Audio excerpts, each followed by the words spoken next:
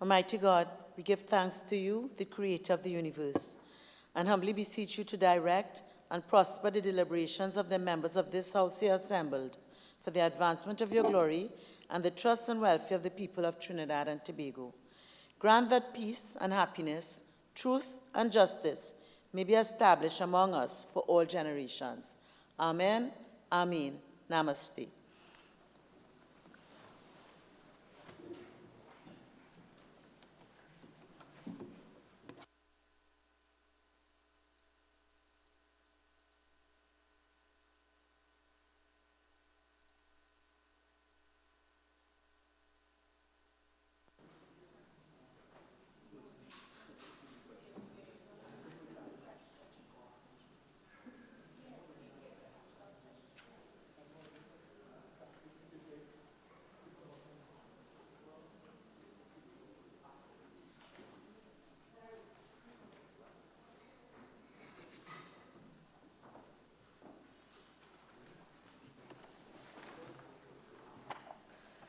Oath or affirmation, announcements by the Speaker. Honourable members, I have received communication from Mr. Ganga Singh, MP member for Chaguanas West, and Ms. Marlene MacDonald, MP member for Port of Spain South, who have requested leave of absence from today's sitting of the House. The leave which the members seek is granted.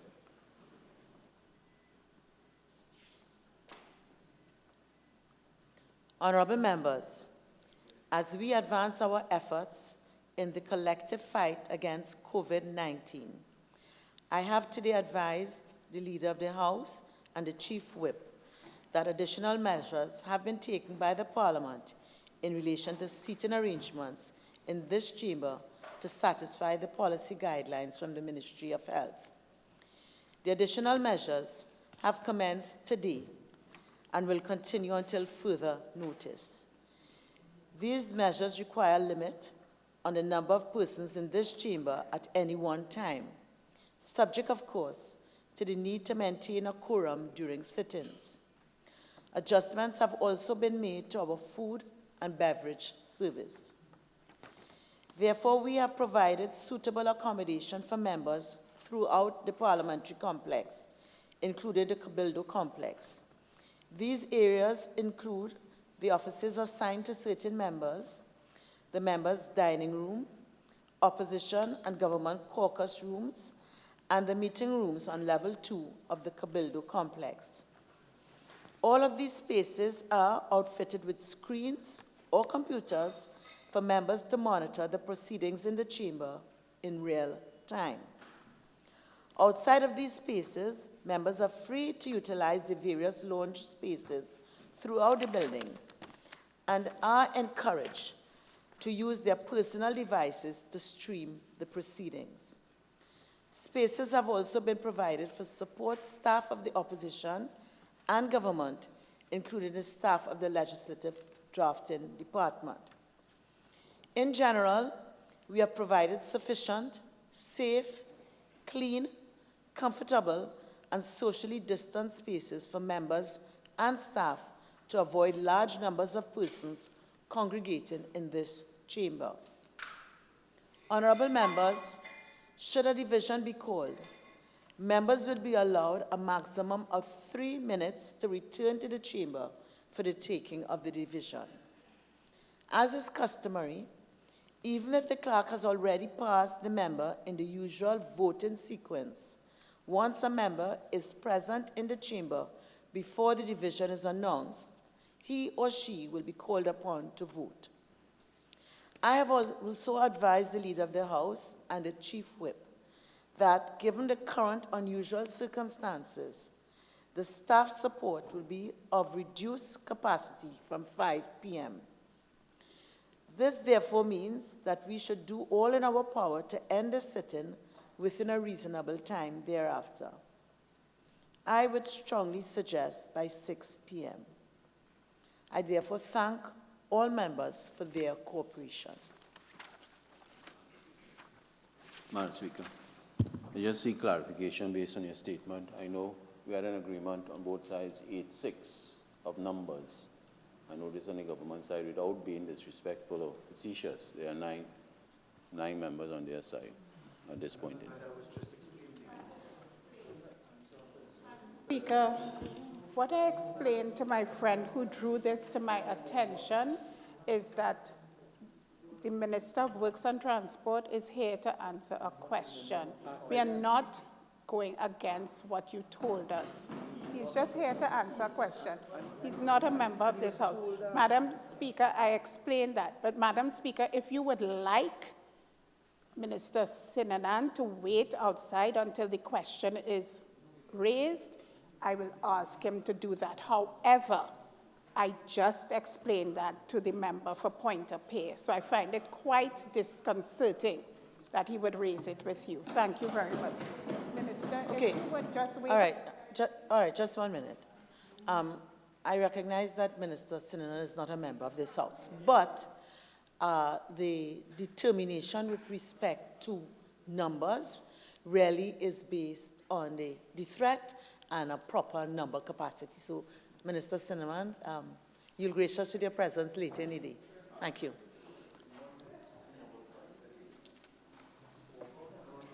Bills brought from the Senate, petitions, papers. The Minister of Health.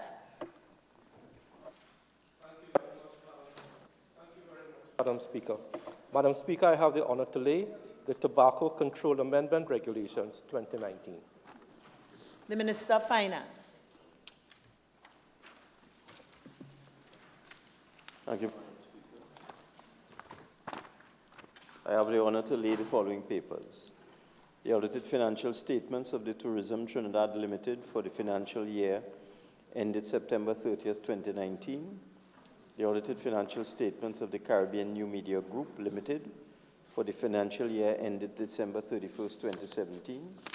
The audited financial statements of the National Schools Dietary Services Limited for the financial year ended September 30th, 2019. The annual report and audited financial statements of the Police Complaints Authority for the period October 1st, 2018 to September 30th, 2019.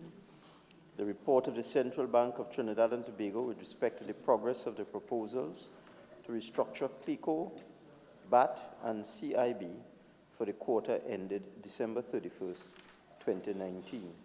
I beg to move that papers 2 to 4 be referred to the Public Accounts Enterprises Committee and paper 5 be referred to the Public Accounts Committee. Honourable members, the question is that papers 2 to 4 be referred to the Public Accounts Enterprises Committee and paper 5 be referred to the Public Accounts Committee. All in favor say aye. Aye. Any against? The ayes have it. Reports from committees. Member for Faisabad.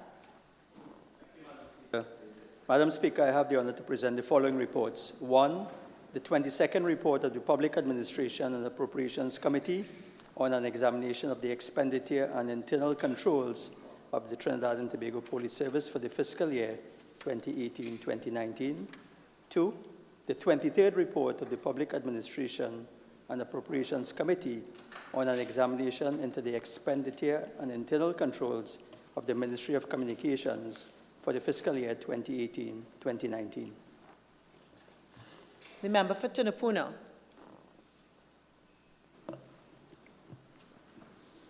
Madam Speaker, I have the honor to lay the following papers today. Paper number 3, the 15th report of the Joint Select Committee on Human Rights, Equality and Diversity on the current provisions for the education of children who require special education programs and services in public, primary and secondary schools. Paper number 4, the 14th report of the Joint Select Committee on Local Authorities, Service Commissions and Statutory Authorities, including the THA, on the inquiry into financial oversight and financial management systems and municipal corporations. And paper number 5, the second interim report of the Joint Select Committee appointed to consider and report on the Miscellaneous Provisions Local Government Reform Bill 2019 in the 5th Session, 11th Parliament. Thank you, Madam Speaker. The member for San Fernando West.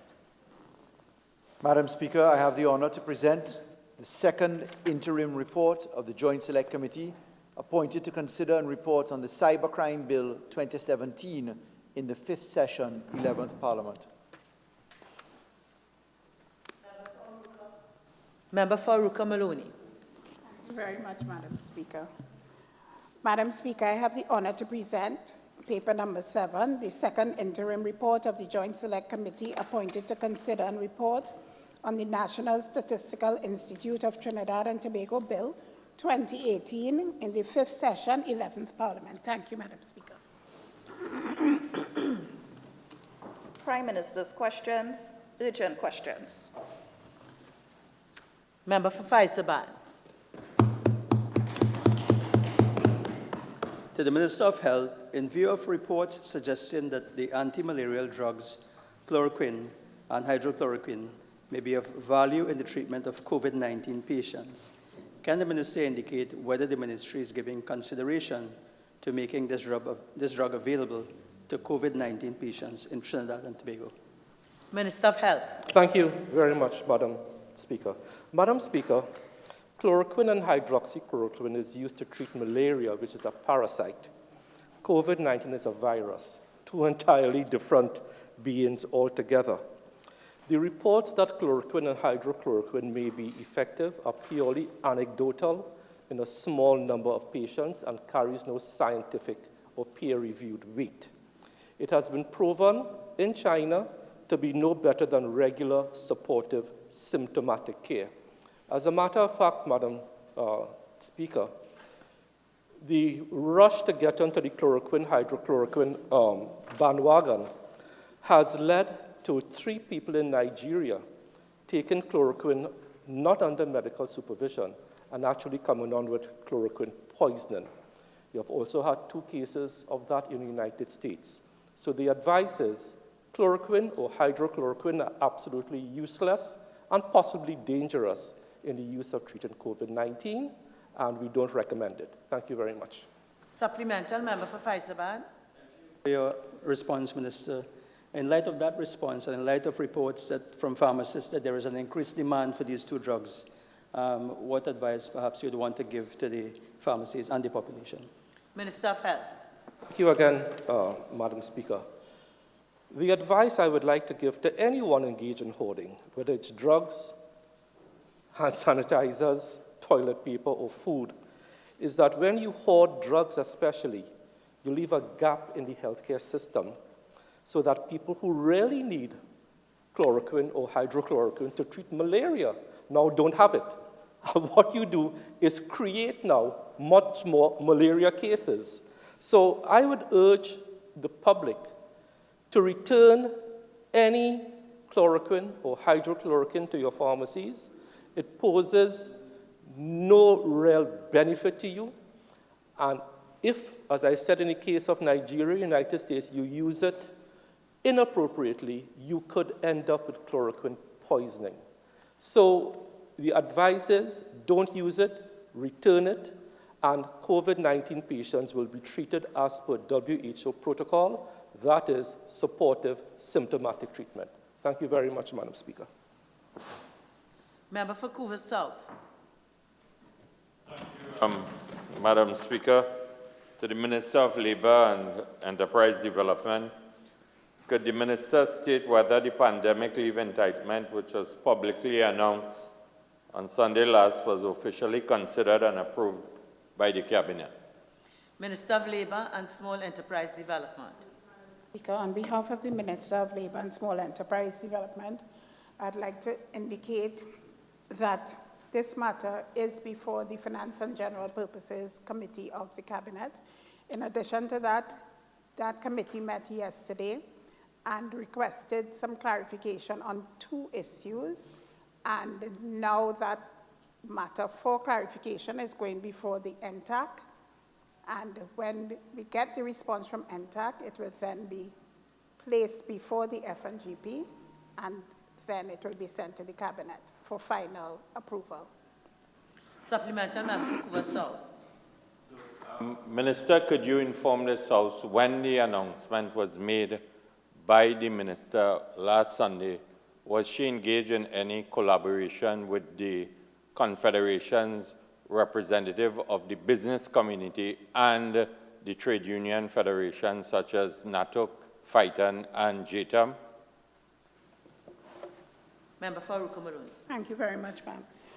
At that time, the minister had been in consultation with the CPO, members of representatives from the Ministry of National Security, the Ministry of Health, all heads of divisions and units of the Ministry of Labor, the CEO of NEDCO, the Executive Director of OSHA and his team, the Cipriani Labor College, the Ministers of Social Development and Family Services, the Minister of Trade and Industry, the Minister of Community Development, Culture and the Arts, the Minister in the Office of the Attorney General, Minister Fitzgerald Hines, the Minister in the Office of the Prime Minister, Ayanna Webster Roy, and after that, there was consultation with NTAC. Member for Oak East. Thank you very much, Madam Speaker, to the Minister. Minister, are you indicating to the House and the nation that a premature announcement a week ago was made on pandemic leave without the government itself fully considering and approving such a policy recommendation? Minister. Could I indicate that what the minister did was give the indication that these were the guidelines that would be considered by the government, to give notice that this is the mechanism that will be used, and the minister at that time did indicate that it was part of the process. She also indicated that it would have to be approved by the cabinet, and she was very clear in that indication that what she was doing was putting on the record that these were the guidelines, draft guidelines, that would be approved by the cabinet.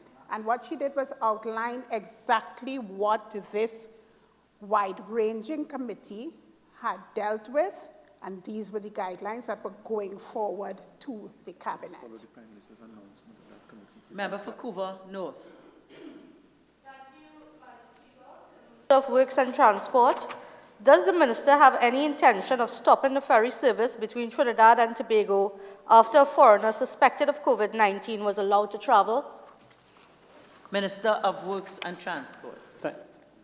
Thank you, Madam Speaker. Madam Speaker, there is no information to suggest that any passenger, foreign or local, suspect of having the COVID-19 virus was allowed to travel on the ferry service. I would like to inform this Honourable House that the Port Authority of Trinidad and Tobago has implemented several measures specifically related to the ferry and cargo terminals and vessels operating on the sea bridge, one of which is restrictions to persons exhibiting flu-like symptoms to the terminal and vessel. Other measures as follows: engaging of a sanitization company to undertake steam cleaning of the vessels before and after sailing, the use of antiviral aerosol spray to sanitize during sailings, and in the terminals at intervals, issue PPE to staff on board, and in the terminals, COVID-19 training and awareness for terminals staff on the vessels, and on the vessels, issue of additional disinfectant cleaning to the vessels, strict adherence to no loitering policy on the compound, waiver of penalty charges, administrative fees for passengers who no longer wish to travel at this time, restriction of shore leave to crew members on the ferry while vessels are in port, implementation of two-shift operations at the Port of Port of Spain and Scarborough Terminal to prevent cross-contamination of employees and cleaning of workspace, additional opening and closing time to facilitate sanitization of the workspace. I thank you, Madam Speaker. Supplemental, Member for Couva North. Thank you, Minister, from your information, does the THA intend to implement testing and quarantining of passengers who enter via the sea bridge? Minister of Works and Transport. Madam Speaker, I cannot speak for the THA. However, I can say that screening is done at both terminals, both in Trinidad and Tobago by the Port Authority. of Trinidad and Tobago. And we did indicate today that the government did receive 15 thermal screeners, and that will be positioned at both terminals and other places as required. Thank you. Supplemental, member for Couva North. Thank you. Minister, would you recommend to the THA that they test and quarantine passengers coming in to Tobago from Trinidad? Minister Madam of Works and Speaker, Transport. any advice on this pandemic is given by the Ministry of Health. The Ministry of Works does not have the capability to advise the THA on matters of health. Thank you. Member for Couva North. Question 4. Thank you, Madam Speaker. To the Minister of Health, can the Minister advise whether all passengers on CAL flights which transported the imported cases have been contacted and screened and quarantined? Minister of Health. Thank you very much, Madam Speaker. Madam Speaker, we are guided by international protocols. Under the Aircraft General Declaration, International Health Rules, Annex 8, there's a special consideration for managing COVID-19 cases outbreak in aviation. That protocol says that you contact trace persons within a 1 to 2 meter radius of any seat where a person sits. So it might normally be 2 rows to the front, 2 rows to the back, and to the sides. But that is not fixed in stone.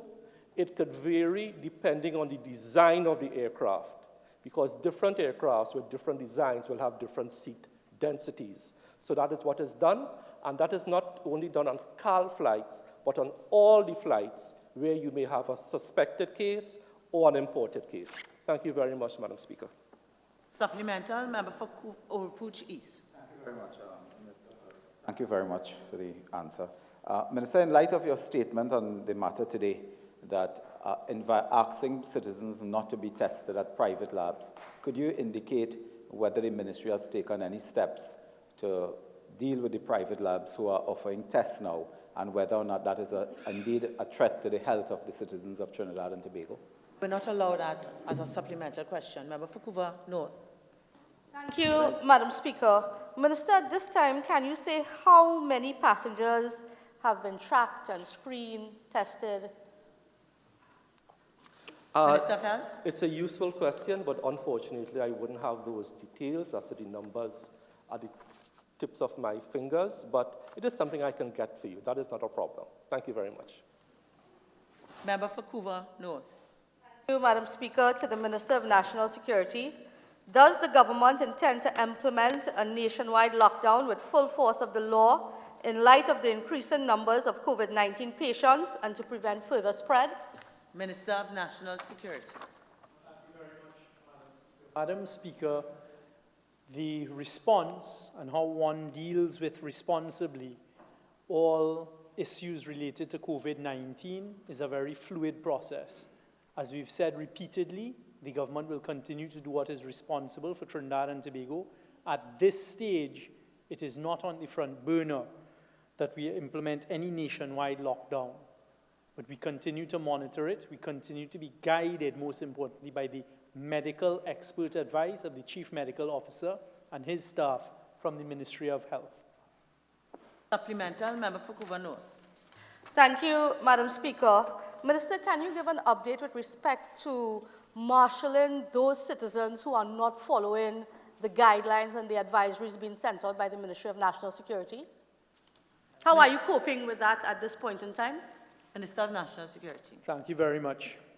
Madam Speaker, the #1 front runner in handling and responding to COVID-19 is actually the Ministry of Health.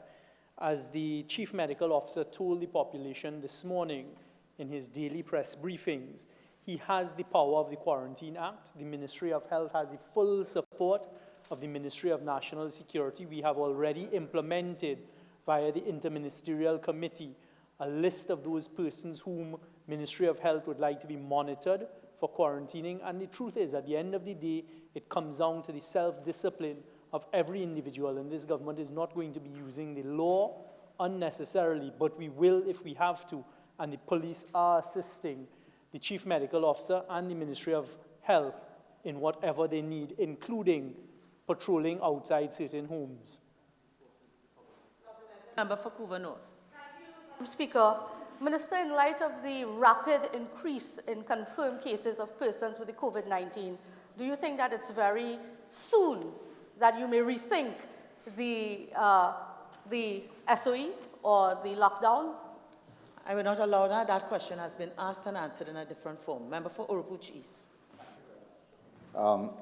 Minister, in light of the statement that the Trinidad and Tobago Police Service has indeed established some special unit to assist with monitoring, are there steps that the ministry will consider to take with relation to the lineup at the Ministry of Finance BIR division, where this is now the first quarter and persons are lining up every day to pay their taxes and so on, and with the amount of people populating shopping malls at this time, which continue, are there any steps that we will take to reduce the amount of people entering shopping malls and the protocols to follow for persons lining up at the BIR?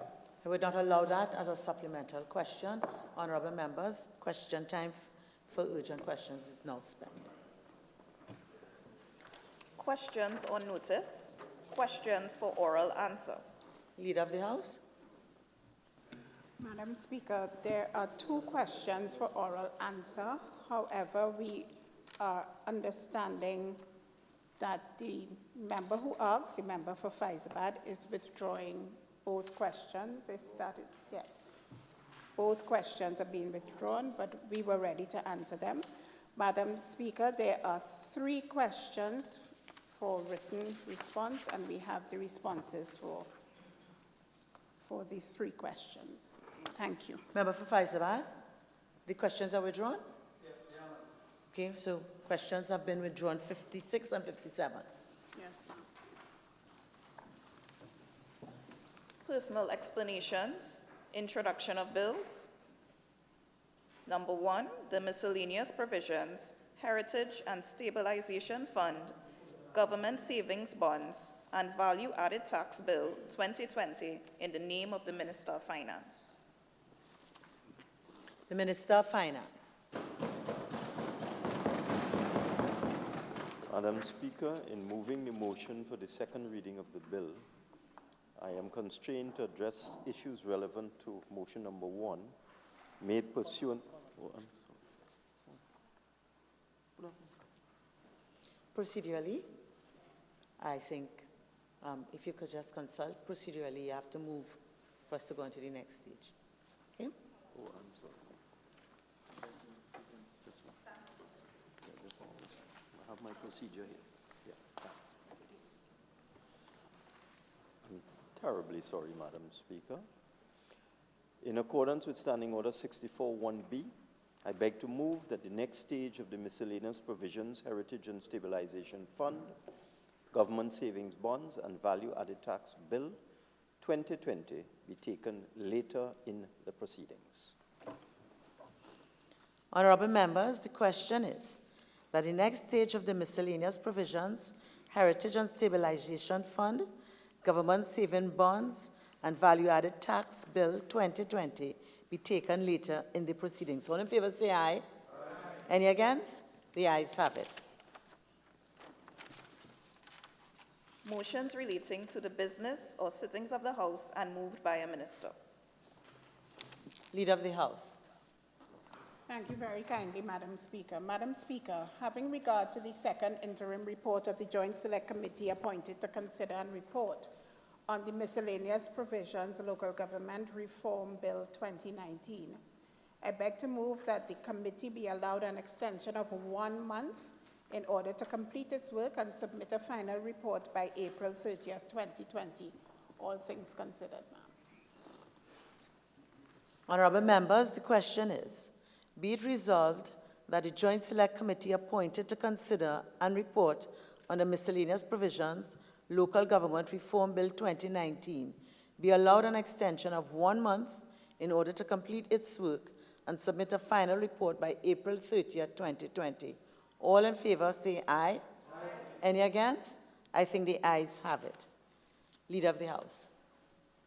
Thank you very kindly, Madam Speaker. Madam Speaker, having regard to the second interim report of the Joint Select Committee appointed to consider and report on the Cybercrime Bill 2017, I beg to move that the committee be allowed an extension of 6 months in order to complete its work and submit a final report by September 18th, 2020. Thank you, ma'am.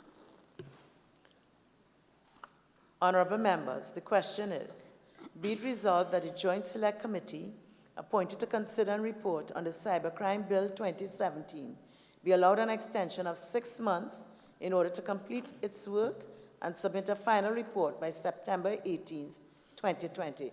All in favour say aye. Aye. Any against? I think the ayes have it. Leader of the House. Thank you again, Madam Speaker. Madam Speaker, having regard to the second interim report of the Joint Select Committee appointed to consider and report on the National Statistical Institute of Trinidad and Tobago Bill 2018, I beg to move that the committee be allowed an extension of 3 months in order to complete its work and submit a final report by June 30th, 2020. Honourable members, the question is, be it resolved that the Joint Select Committee appointed to consider and report on the National Statistical Institute of Trinidad and Tobago Bill 2018 be allowed an extension of 3 months in order to complete its work and submit a final report by June 30th, 2020. All in favour say aye. Aye. Any against? I think the ayes have it. Public business, government business, bills, second reading. The Minister of Finance. Thank you, Madam Speaker.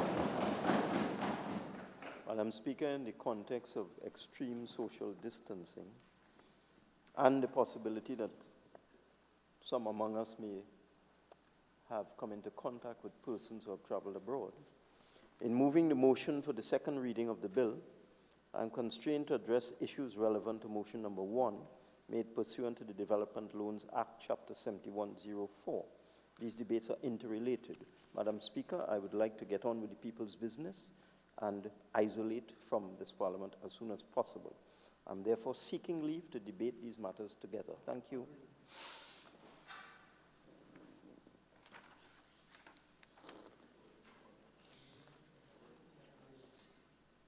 Is this the wish of the House?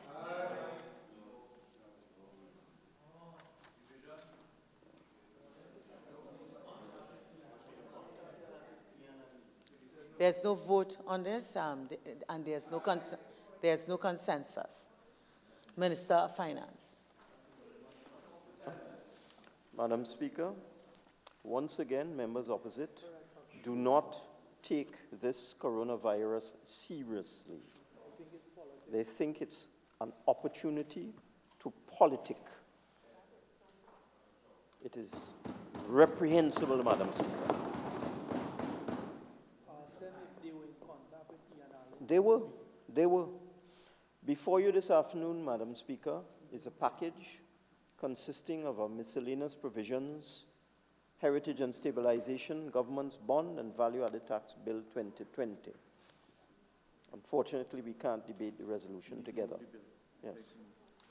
I beg to move? I beg to move that the bill be now. Oh, I'm sorry. Yeah.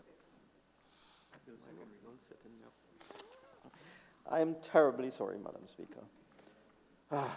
I beg to move that a bill entitled An Act to Amend the Heritage and Stabilization Act, Stabilisation Fund Act, Chapter 7009, the Government Savings Bond Act, Chapter 7141, and the Value Added Tax Act, Chapter 7506, be now read a second time. Look, hold on, more paper again. Thank you very much, Madam Speaker. As I indicated previously, before you, we have a bill, a miscellaneous provisions bill, designed to amend the Heritage and Stabilization, Government Savings Bond, and Value Added Tax Acts. Madam Speaker, at the close of 2019, the world became aware of a virus that we now know as the coronavirus. The World Health Organization on February 11, 2020, proposed an official name for the disease caused by the virus that is termed COVID-19. This is an acronym that stands for Coronavirus Disease 2019. That's where COVID 2019 comes from. As you are no doubt aware, the virus began an avalanche of events that has rocked the world to its core, not only from the point of our very physical life or death, but also from the point of survival of the world's economy. Earlier this month, Trinidad and Tobago woke up to news headlines like world markets plunge after oil nosedives over coronavirus, or oil price drops and coronavirus lead to cratering the stock market. Needless to say, Madam Speaker, these were very grim headlines for us in Trinidad and Tobago. It is now common knowledge that the knock-on effect in the country from what has occurred in the rest of the world is that today's crude oil price is now 50% below the fiscal 2020 budgeted price. In fact, Madam Speaker, the price of West Texas Intermediate, the benchmark crude that we use, was today $24.67, which is in fact 60% below the fiscal 2020 budget oil price of $60. In addition, we have been hit by what is called colloquially a double whammy, because following the decline in the oil price, or in tandem with the decline in the oil price, is a collapse of the natural gas price, which is now 50% below the budget figure of $3 per MMBTU. In 2019, Madam Speaker, the Henry Hub price for natural gas opened the year at $3.25. It hit a high of $4.25 per MMBTU and a low of $1.75 as the year progressed. It averaged the year at just below $3, Madam Speaker. I just checked it. It's now $1.64. So almost half of what the budget figure was. But what faces the whole world, Madam Speaker, is not just a negative crude and natural gas commodity price shock, but a literal shutting down of businesses as every country in the world tries to stem the spread of the COVID-19. Country borders are being closed. Many have already been closed. Most have already been closed. And the word globalization is no longer relevant. Actually, the new conversation is social distancing and self-quarantine. Everyone is being encouraged, and in a number of countries, it is being legislated to stay at home. The result of all of this will be cataclysmic, with citizens of this country, because we must look after ourselves, facing loss of businesses, jobs, homes, and so much more. In light of all of this, there's an urgent need for the government to take action in order to alleviate hardships that will occur. In this regard, Madam Speaker, as I have said in another forum, some of the measures that would be implemented, including the government putting businesses in funds to give them much needed cash to keep people in jobs. Our primary objective at this point in time is to keep people in jobs, to keep people employed, to give them salaries, to give them assistance, to give them support, Madam Speaker, to keep them alive. We are approaching this challenge in many different ways. One of the things the Ministry of Finance has announced is that we will be accelerating the payment of a substantial proportion of outstanding value-added tax refunds and income tax refunds. And now let me put into the parliamentary record some data that I put into the public domain in another place. The current total of VAT refunds owed to all VAT-registered businesses in Trinidad and Tobago at this time is $6.2 billion. That involves 10,160 registered businesses. It is interesting to note, Madam Speaker, that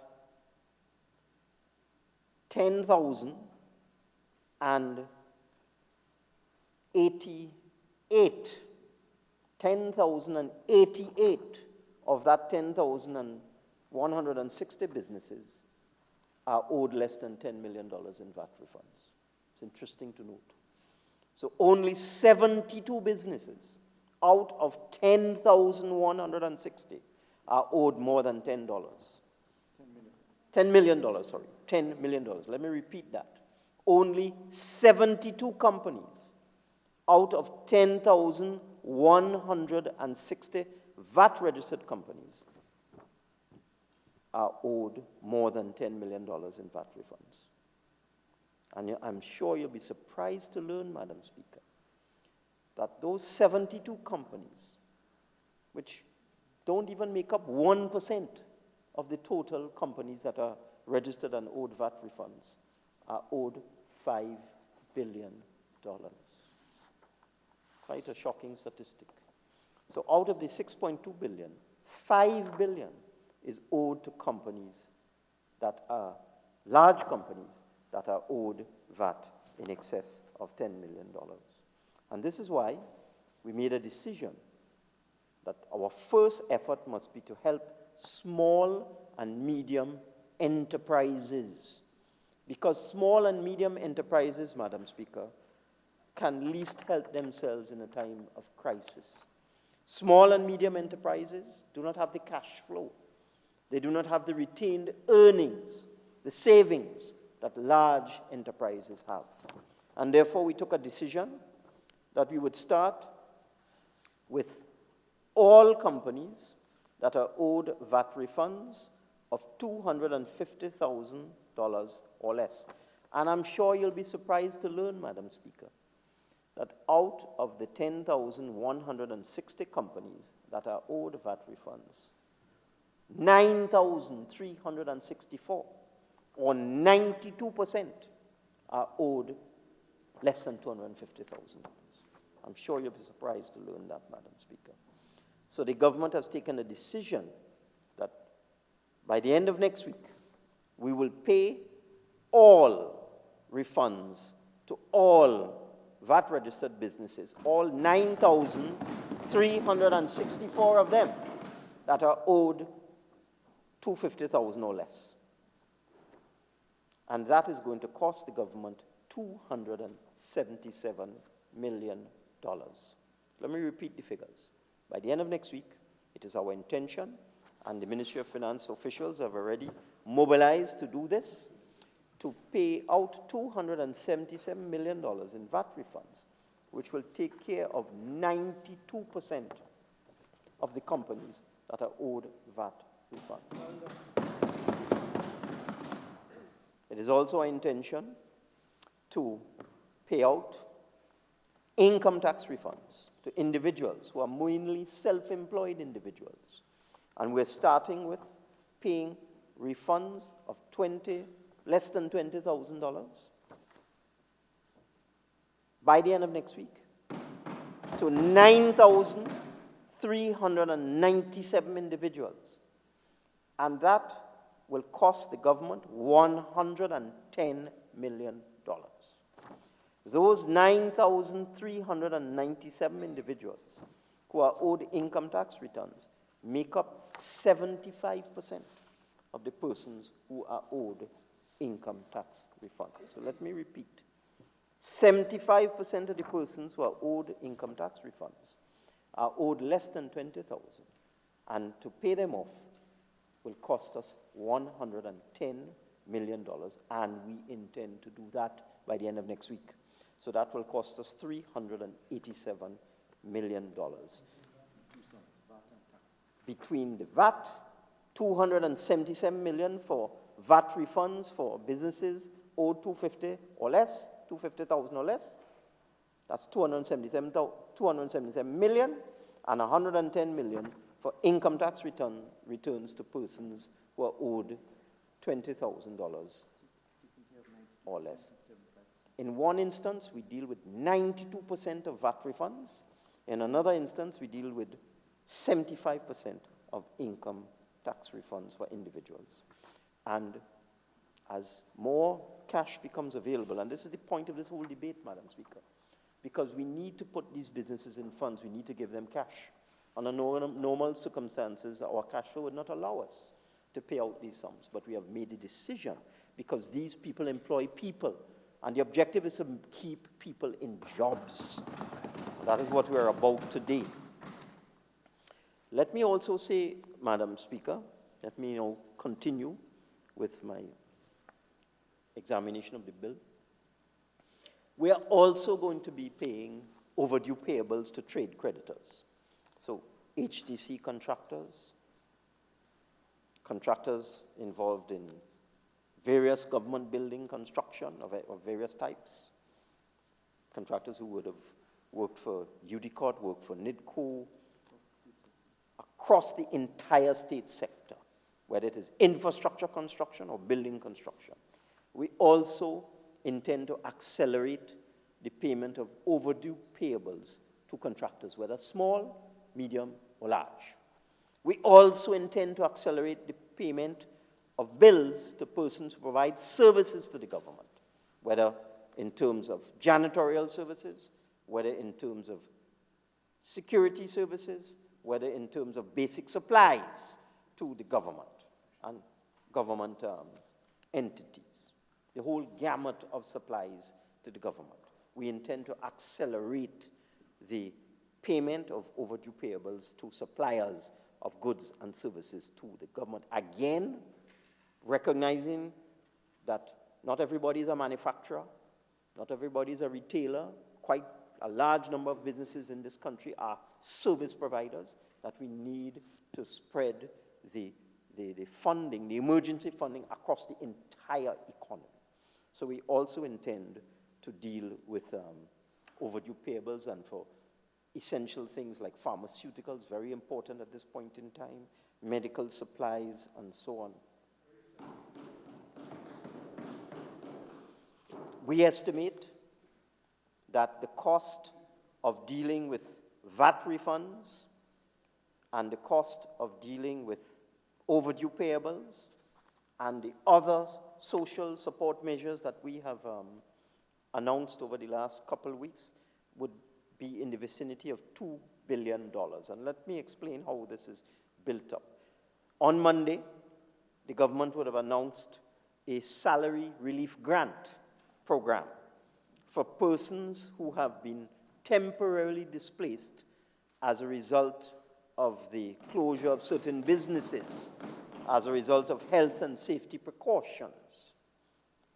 We have done our research, and we have been told that the persons who are employed in the sectors who would feel it initially, immediately, that's the food and beverage sector, the tourism sector, the hospitality sector, casinos, bars, restaurants, clubs, that sort of thing, recreational areas and so on, Madam Speaker. We have done our research, and based on the statistics available to us, there are about 60,000 people employed across those sectors directly. We anticipate there'll be another 20,000 odd who would be in some way associated with those sectors. So you're looking at about 80,000 persons, Madam Speaker, who might become temporarily displaced or might be put on a reduced income over the next 3 to 4 months or so. So we have decided to provide those persons a form of support. It is not intended to be a salary. It is not intended to replace their wage. It is intended to be relief. And we have decided that we would give those persons the sum of $1,500 per month for the next 3 months. Assuming 80,000 persons, this would take the amount of money required per month to $120 million. And over a 3-month period, that takes you to $360 million. And then there would be persons who would also experience hardships. So we've added another 40 million to that to get a round total of $400 million being the estimate of the salary relief grant that will be required for displaced persons over the next 3 to 4 months. Because what this virus is doing is not just causing problems in the health sector. It has had a devastating effect on the economy. So we have allocated in the first instance, because we don't know how long this thing will last. And we don't know how many people will come back from abroad and associate with people. So we have put $400 million aside for the salary relief grant in the first instance of the first 3 or 4 months. In addition to that, we expect that the Ministry of Social Development, and I must commend the Minister of Social Development, I listened to you on the radio this morning, well done. We have put in place some social assistance measures, increases in food cards, increases in the variety of support measures that are available at the Ministry of Social Development, rent relief, public assistance, disability assistance, etc. We have allocated funding to that ministry. Our initial pass-through was that the amount required would have been of the order of $100 million. But we now estimate that we will need to supplement the Ministry of Social Development's allocation by approximately $300 million. So if you take the $400 million for the salary relief grant and $300 million for enhanced social support and an increased social security net, and the Ministry of Social Development will also deal with persons who are outside of the national insurance system. Because in anything that you do, Madam Speaker, you have to have a structure. You must have a structure. So the salary relief grant is going to be administered through the National Insurance Board because they have a database of employed persons. They have information on employed persons, where they work, how long they've been working there for, their profile, their address, their ID card number, etc. So you must have a structure whenever you are doing something like this. So in the first instance, the salary relief grant for displaced persons who have been temporarily displaced, who were employed but have lost their jobs because of what has happened, that will be managed through the National Insurance Board. The government will give the National Insurance Board the money, and the National Insurance Board will distribute the grant.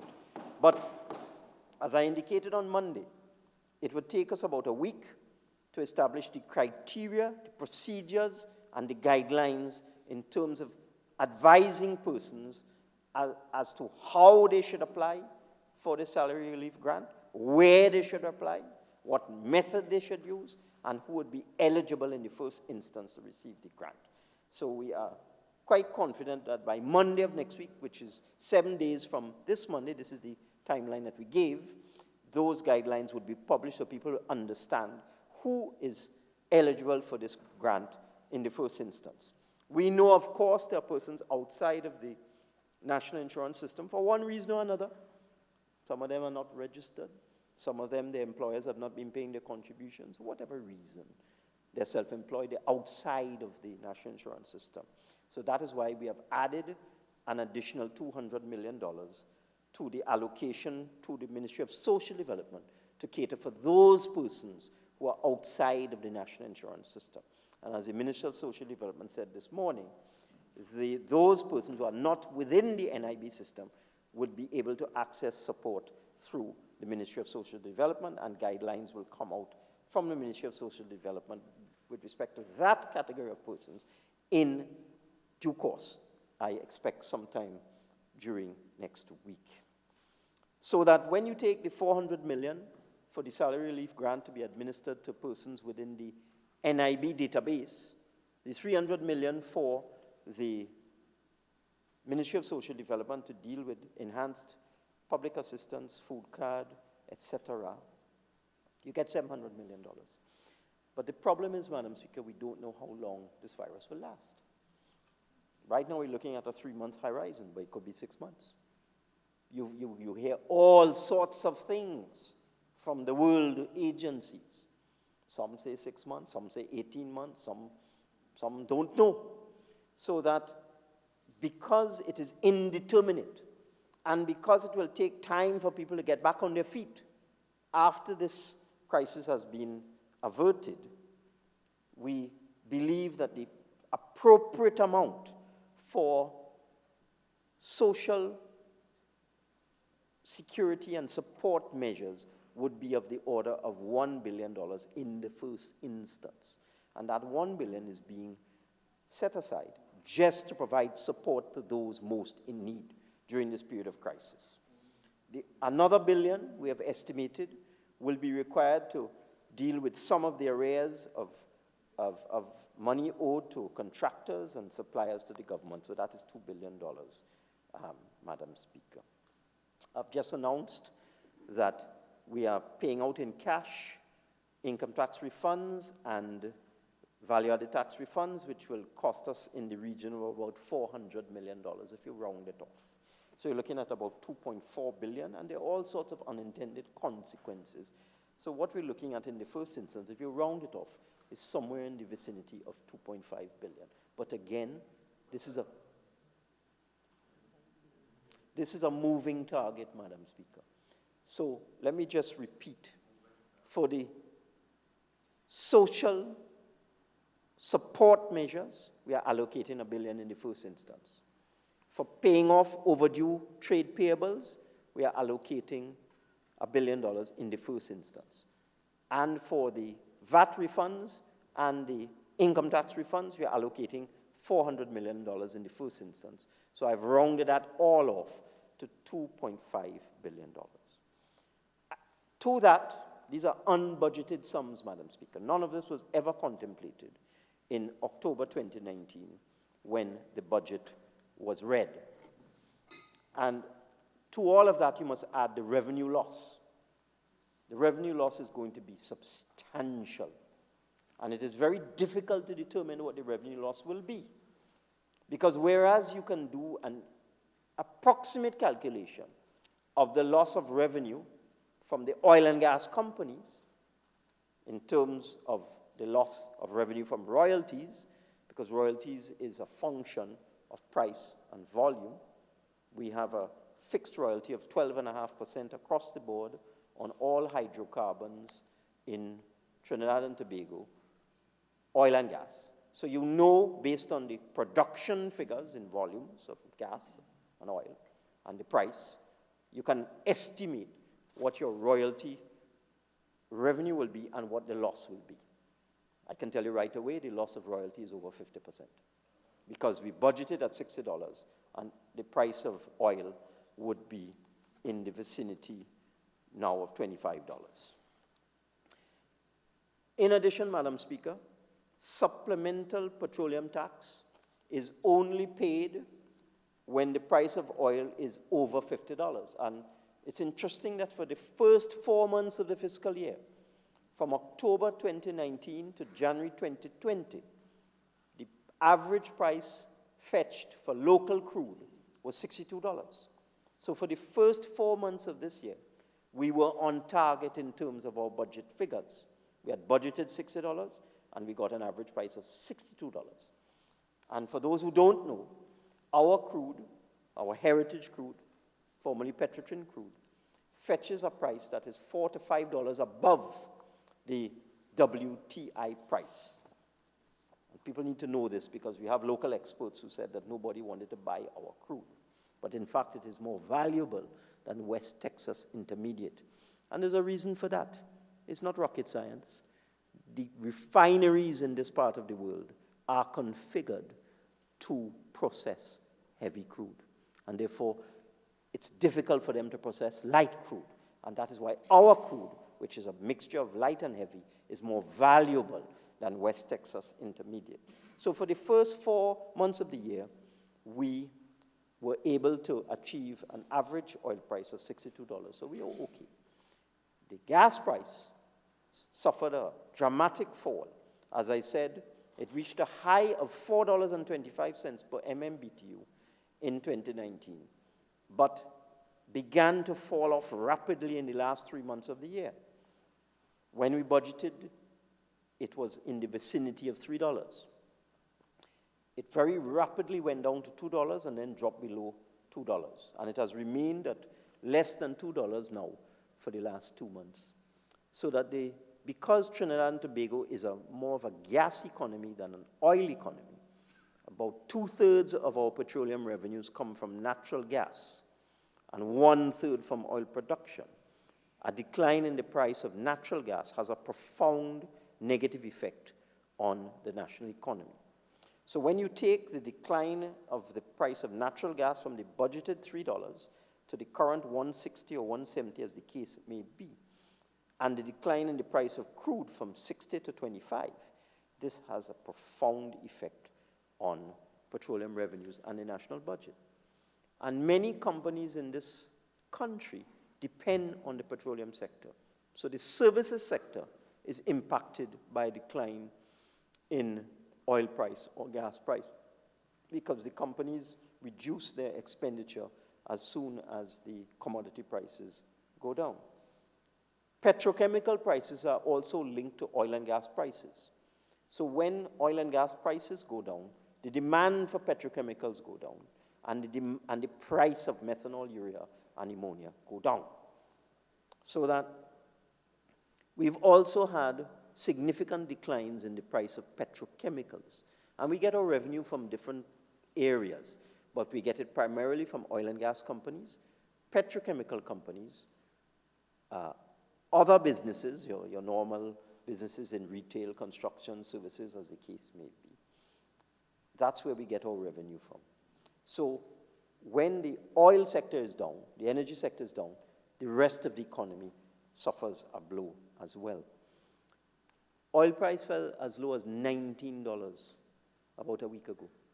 I personally haven't seen an oil price of $19 since the 1990s. I recall that price somewhere around 1995, 1996.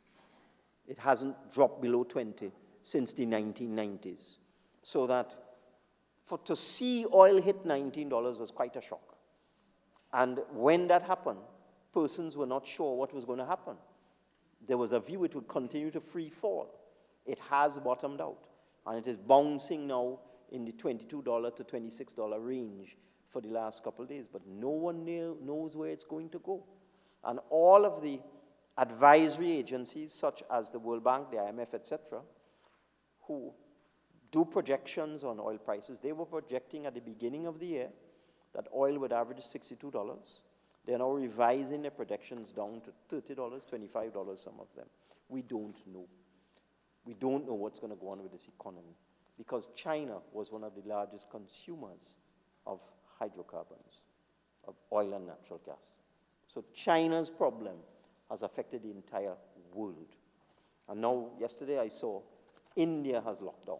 So 1.3 billion people, which is going to be quite a challenge for that government, are now locked down. So India was also a large economy, a large body of people, a large body of consumers. China, over 1 billion, large body of consumers. India, over 1 billion, large body of consumers. So we have no idea. We are in uncharted territory. This is all brand new. This is a strange new world. In fact, some people say it's like a World War III in a different way. So we in Trinidad and Tobago, we have to look after ourselves. So the bill before you is essential so that we can look after ourselves. If I go to the bill now, the Act to amend the Heritage and Stabilization Fund Act, Chapter 7009, the Government Savings Bonds Act, Chapter 7141, and the Value Added Tax Act, Chapter 7506. And Madam Speaker, could you just tell me how much more time I have, please? 4909. This is the first 30, or the whole thing? Your full time, 45 minutes. 15 minutes, okay. Thank you very much, Madam Speaker. So the bill before us is not a long bill, just a few pages. And The first clause, of course, is self-explanatory. That's just the short title. When we look at the amendments that we are going to make to the Heritage and Stabilization Fund Act, it starts at clause 2. This clause inserts a new section 15A. And let me explain why we need to do this. The HSF Act was enacted so many years ago to provide for, among other things, but to provide for primarily for the establishment and management of a Heritage and Stabilization Fund. At Section 3 of the Parent Act, the Heritage and Stabilization Act, Stabilization Fund Act, the fund is established. And let me read. There is hereby established the Heritage and Stabilization Fund to be denominated in the currency of the United States of America. The purpose of the fund is to save and invest surplus petroleum revenues derived from production business. And here is why I do not understand some of the commentary that I've seen in the public domain about the Heritage Fund. I just don't understand it. Because it's here in black and white. The purpose of the fund is to save and invest surplus petroleum revenues derived from production business in order to cushion the impact on or sustain public expenditure capacity during periods of revenue downturn, whether caused by a fall in prices of crude oil or natural gas. That's what the fund was set up for, to cushion the impact and sustain public expenditure during periods of revenue downturn caused by a fall in the prices of crude oil and natural gas. Now, Madam Speaker, let me break that down into simple English, although it's in simple English. At the beginning of the year, we come to this Parliament and we pass a budget. And the purpose of the budget is for the service of Trinidad and Tobago. And it will have a number of heads, a number of line items, and each ministry and agency will be allocated funds, and we get a total. That is our budget. So our total expenditure for this year was budgeted at somewhere in the vicinity of $53 billion, Madam Speaker. And that money is required to pay public servant salaries, to pay pensions to senior citizens, to pay pensions to government pensioners, to provide social grants such as disability assistance, public welfare, and so on, Madam Speaker, conditional cash support, also known as the food card, to subsidize the Water and Sewerage Authority, because the Water and Sewerage Authority requires $2 billion a year to run. It is required to run the health sector, required to provide national security and the police with the money it needs to pay its men and women under arms and also protect us. It is necessary to provide funds for the defense force, the prison service, the fire service. The budget is required to keep thousands of public servants in jobs. It is required to deal with the infrastructure needs of the country, the requirements of the local government system, and all the facets of our country, Madam Speaker. So every year we come here, we pass a budget, and we agree on whatever, sometimes we disagree, on what the money should be spent on, but we approve a budget. When you have a calamitous, precipitous drop in the price of oil and gas, you have two options available to you. You can reduce your expenditure, send thousands of people home, stop subsidizing WASA, cut out food card, cut out disability, stop fixing everything, stop paying your supplies. You could do that. That's an option. You could devalue the dollar to 10 to 1. That will help, but you could do that. Or, Madam Speaker, do what we plan to do to keep people in jobs, to keep people alive, which is to access the Heritage and Stabilization Fund. The fund was never envisaged, was never envisage for a situation like this. Because, why? When the fund was established, we had $10 billion in credit in the government's bank account at the central bank. We weren't in overdraft. We were in credit. There was $10 billion in credit, Madam Speaker. So the framers at the time, the parliament, the politicians, the government, the opposition, never imagined a situation where the government account would not be in credit. So they designed the fund that you withdraw it ex post facto after a year. So you wait for the whole year. Oil prices could hit $20, $30 during that year. But you would have enough capacity in your bank account because your bank account would be in credit. And also you have the overdraft available to you so that you can deal with your expenses. And then when the year is over, you look at the performance of petroleum prices and determine whether you need to withdraw from the fund to deal with the extraordinary expenditure you incurred, which you financed through your savings in the bank account and your overdraft. But all of that done. Around 2012, under the former administration, the bank account went from positive to negative. And by the time we came in, it was at maximum minus $9 billion. So we find ourselves in a situation now with a catastrophic situation facing us, and we now have to change the way we withdraw from this fund.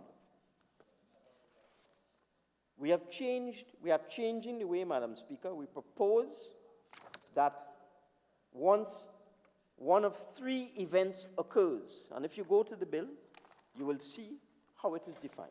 Once one of three catastrophic events occur. Madam Speaker, I'm hearing mumbling over there.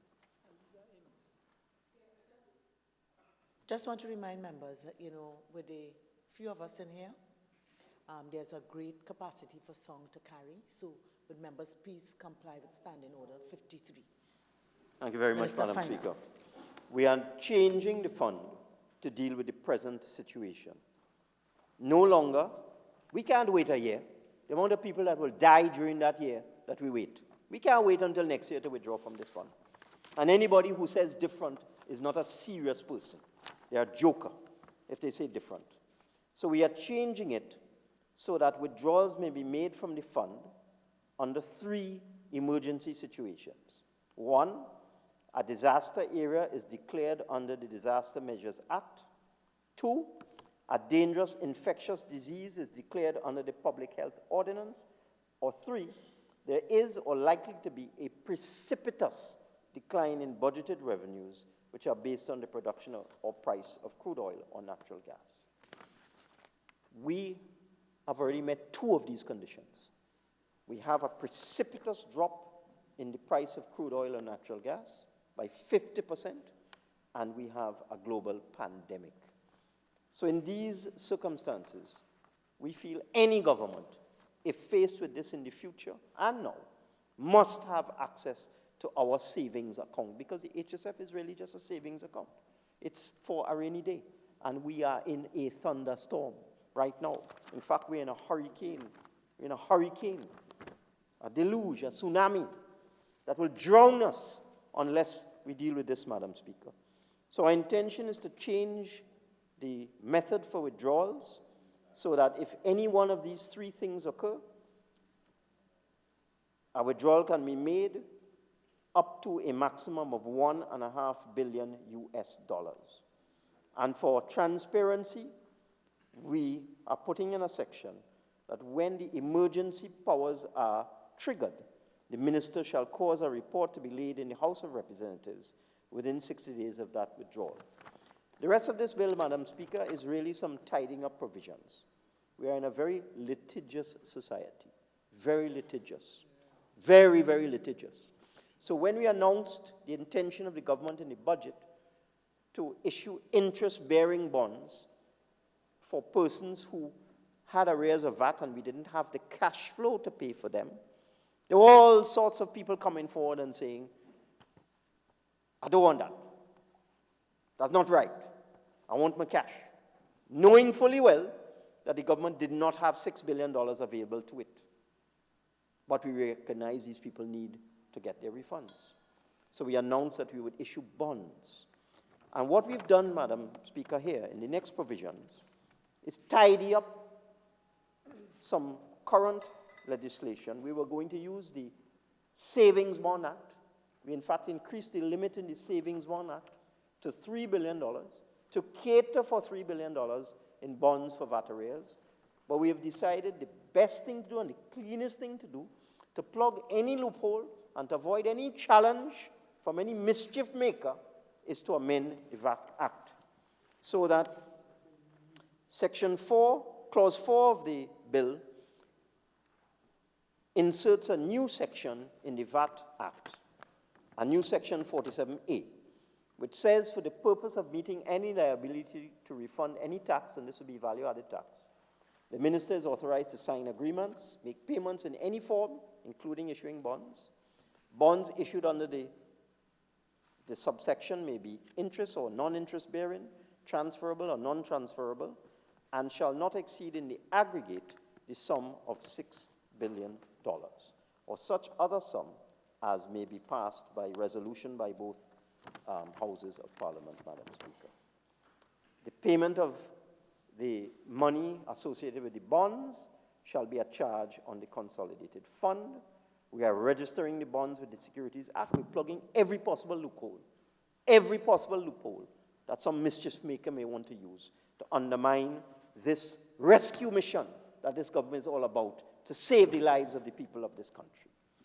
And we have put in a section where we can designate the central bank or a financial institution as the fiscal agent for the bonds, and as is already in existing law in the Savings Bond Act, we are putting into the VAT Act that the Minister of Finance may make regulations dealing with the denomination of bonds, type, classes, and series of bonds, transfer of bonds, form, issue, and recording of bonds, method of holding bonds, and so on.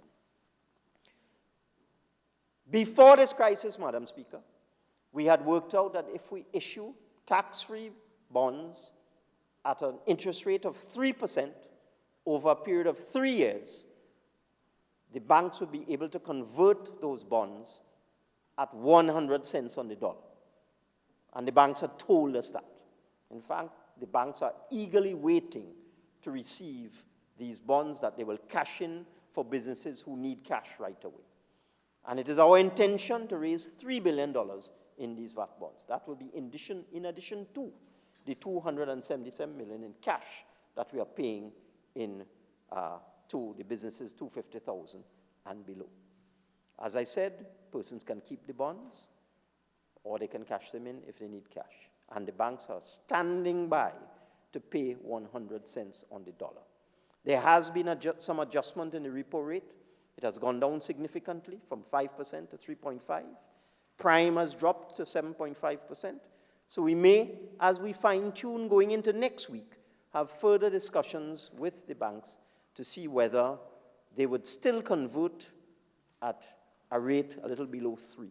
But it's our intention right now, because that is the undertaking we've been given by the banks, that if we offer the bonds at 3% tax-free over 3 years, they will convert the next day at 100 cents in the dollar. Let me just talk about the fund in the last minute available to me, Madam Speaker. The fund has lost some money in the last 2 weeks, as we would all understand. The HSF fund, it has lost some money. I mean, the markets have gone crazy. It's like the Depression of 1929 in the United States. But I'm very happy to say that after losing approximately $500 million over the last 3 weeks, Madam Speaker, because of the calamitous drop in the value of equities in the United States. Now spent. I beg to move. But we made $150 million yesterday. I beg to HSF. move. It went up $150 million. Honourable members, I shall now propose for debate. The question is that a bill entitled An Act to Amend the Heritage and Stabilization Fund Act, Chapter 7009, the Government Savings Bonds Act, Chapter 7141, and the Value Added Tax, Chapter 7506, be now read a second time. Member for Caroni Central. Very much. Thank you very much, Madam Speaker. I empathize with the Minister of Finance in this particular situation in which we find ourselves as a country in a world crisis. And I understand the need to intervene in what is essentially an emergency situation. This is an unprecedented crisis, as the Minister has indicated. Nothing in anyone's plan prepares one for this. We have a health emergency and a crisis of unknown duration. We have an economic emergency which depends on the containment of the health crisis. And we have a financial emergency because everyone needs cash to live, Madam Speaker. Citizens need cash to live. Businesses need cash to survive. Government needs cash to be able to function and to govern. The economy needs cash, even if in these extreme circumstances we have to help the economy to limp along. And the society itself needs the cash simply to engage and to proceed with the business of living. Now, a crisis requires short-term measures, and it also requires emergency action, Madam Speaker. And in such a situation, long-term measures have to wait on the crisis recovery. So, in a fundamental way, the paradigm under which human beings, political systems, economic systems operate has shifted, because everyone all over the world, including ourselves here in Trinidad and Tobago, are concerned with what are the short-term measures that are necessary in order to deal with the immediate interconnected crisis of health, economy, business, and finance.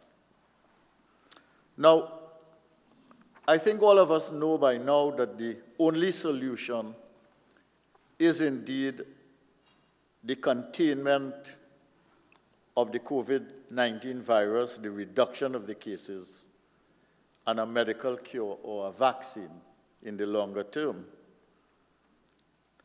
I think we also know, Madam Speaker, that short-term measures will provide temporary support and temporary relief, but they will not provide long-term solutions. The Minister himself, in outlining some of the measures here, talked about a 3-month period with the understanding that we really don't know if that will be enough. Now, short-term measures will cost dearly, and it will put a strain on the financial system controlled by the state.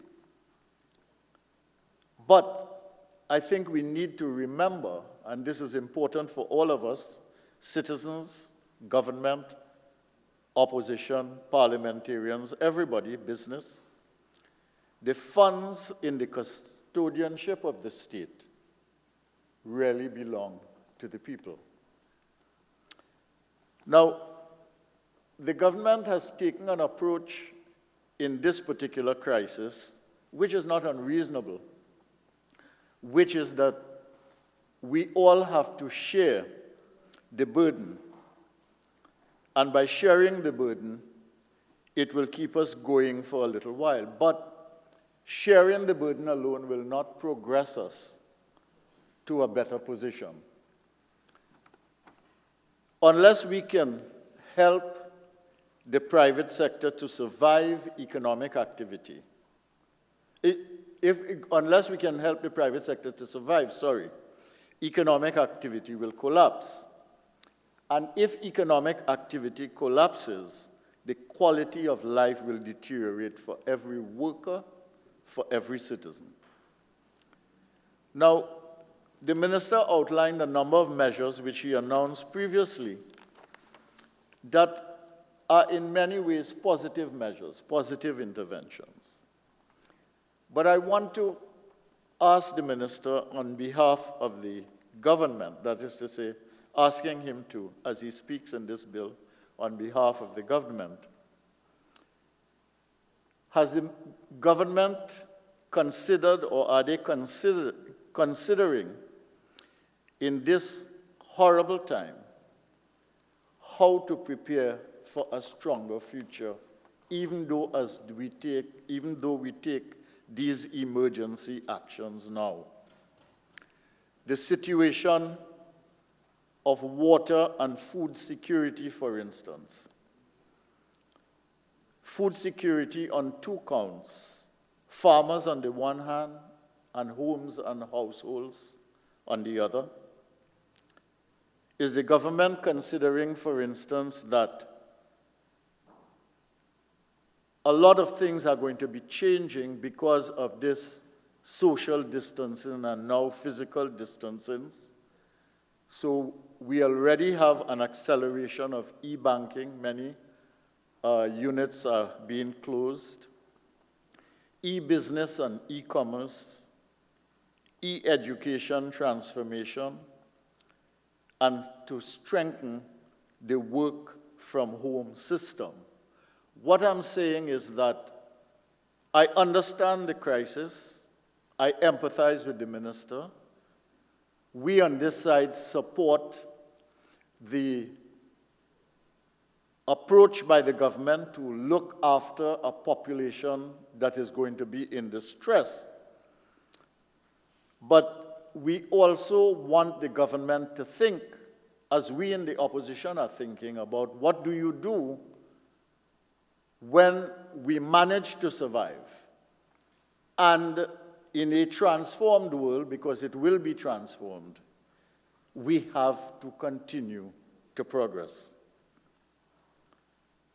We want to be alerted and be assured that the expenditure that is being asked for here is going to be targeted to priorities. And we also want to know that as we reduce our dependence globally, we are cutting off from the rest of the world, that we will build up locally. And what are the things that we can do that can help us not to do harm to ourselves in the future as the foreign exchange depletes further and as the HSF is reduced further? And what will ensure survival and help to build a platform for recovery and a more resilient economy? I take these things because we have to deal with the crisis, yes, but because that is today, we must deal with it. But we have to deal with the prospect of tomorrow. Whatever happens,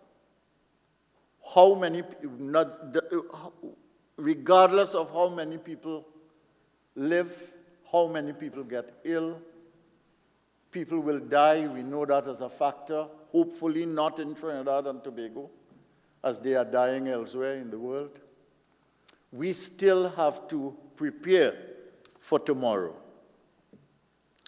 Now, the legislation before us today, Madam Speaker, the minister presented it in the context of the COVID-19 crisis. But I want to say the COVID-19 crisis has only made the legislation more urgent because the government needs money more urgently. But all the measures before us in the bill predate the COVID crisis. Good point, good point. Now,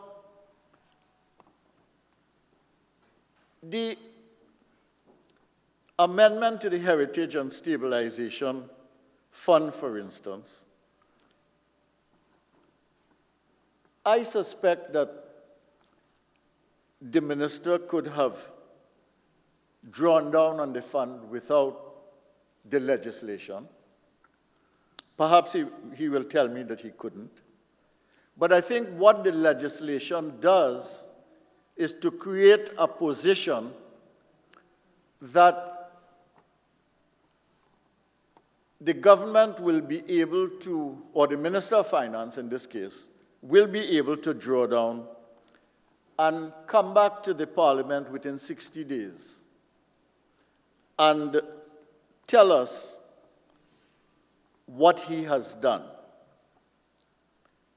Now, the amendment to the Savings Bond Act is a consequence of a budget announcement in the 2020 budget, and the amendment having to do with the Value Added Tax Act are based on measures that were announced in the budget of 2020 in October 2019. So the measures that are brought here, while they take on a kind of emergency feeling in the context of the escalating COVID crisis, both internationally and here,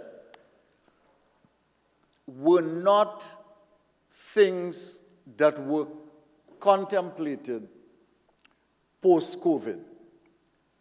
They were all in the pipeline and announced months before the COVID crisis. Now, we need to protect jobs. We need to protect income. And we are happy that there are measures by the government to do this. It may be that they would have to extend this. It may be that they may have to support people more strongly, better. But I am not sure, notwithstanding the assurances of the minister, that it caters for all workers under this stress. And we cannot have, Madam Speaker, in this situation, a condition in which some can eat and others cannot. And I want to emphasize that point. It is a very important point. Whatever we do, however we try to be comprehensive, however by technicalities people are excluded, we have to make sure that it is a comprehensive, inclusive solution that allows all to have food at the table. We are, for instance, the minister didn't mention this here, retooling Tobago hotels. But we have no plan announced so far, Madam Speaker, for food security. The minister did not mention this. We are giving $100 million to the credit unions, and that is good. It supports a very, very large sector of the country. But there is no announced support package for small business that I can discern, except via the banking sector for those with loans. So I need some clarity on some of those things. It supports business through the banking sector, and it supports workers who are retrenched because of this crisis. But I need to get some clarity on two things. If businesses end up being closed either for the COVID crisis or because they cannot meet their economic and financial realities, what is going to be the sustenance offered to them? And secondly, if we have legislation which we have passed that makes it impossible for a business to open because the law is that they should be closed, what is the direct government support to those businesses other than simply the employees from those businesses? And I want to say, Madam Speaker, that the government has a golden opportunity here to do two things. One is to pick up all the businesses that are not on the registry with the NIB,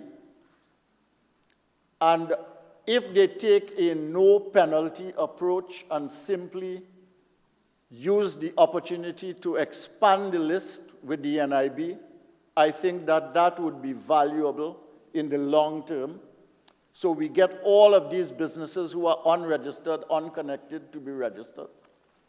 And the second thing is that we can also use this opportunity to widen the tax net with a no penalty approach, in which a lot of the businesses that are now affected in this crisis, and we are seeking to help, can be brought into the tax net, because this will not last forever, and eventually we'll have a better support system with the NIB, and we will have a larger base of revenue support from the private sector if we are able to do this, okay?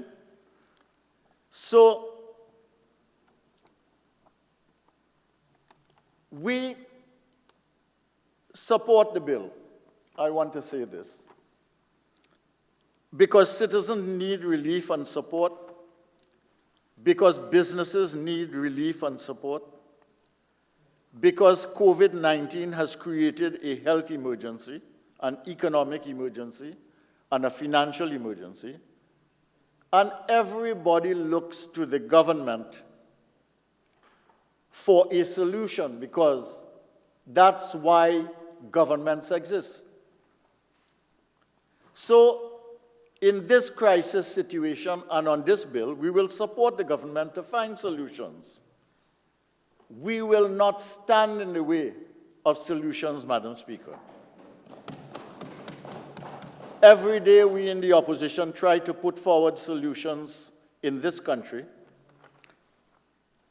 and we try to be part of the solution to the problems which emerge in this country. I want to remind the members on the other side, through you, Madam Speaker, that the Honourable Leader of the Opposition asked for a meeting with the Prime Minister, and in fact, 5 days later met with the Honourable Prime Minister with a team from the opposition. And she shared with the Prime Minister and his team a set of proposals from the opposition. And the themes that she outlined, there were 5 of them, were protecting the vulnerable, so we could not but support what the government is doing here for the vulnerable and the weak. She proposed protecting the economy, and she had a number of issues under that, so we could not but support the measures by the government for the economy. The Honourable Leader of the Opposition included protection of our citizens' social net and the standard of living. So, of course, in this Parliament, we support these things. The Leader of the Opposition mentioned as well in her proposal ensuring our medical response follows international best practice. Well, that has not arisen here, but we support that, and we commend the health workers in the system for what they are doing for the entire country. And of course, the fifth proposal was rebuilding our future as we ease out of the crisis. And that is why in my presentation here, I'm telling the Honourable Minister, yes, we support you in all your measures to deal with the crisis. We understand the measures, they are in line with our thinking, but part of the requirement is also to prepare the ground for the future. Now, I want to mention some things here that the Honourable Leader of the Opposition mentioned. She said that it was especially important to cushion the effects of the crisis on small business, employment, and the economy. I see that the proposals of the government address some of those things.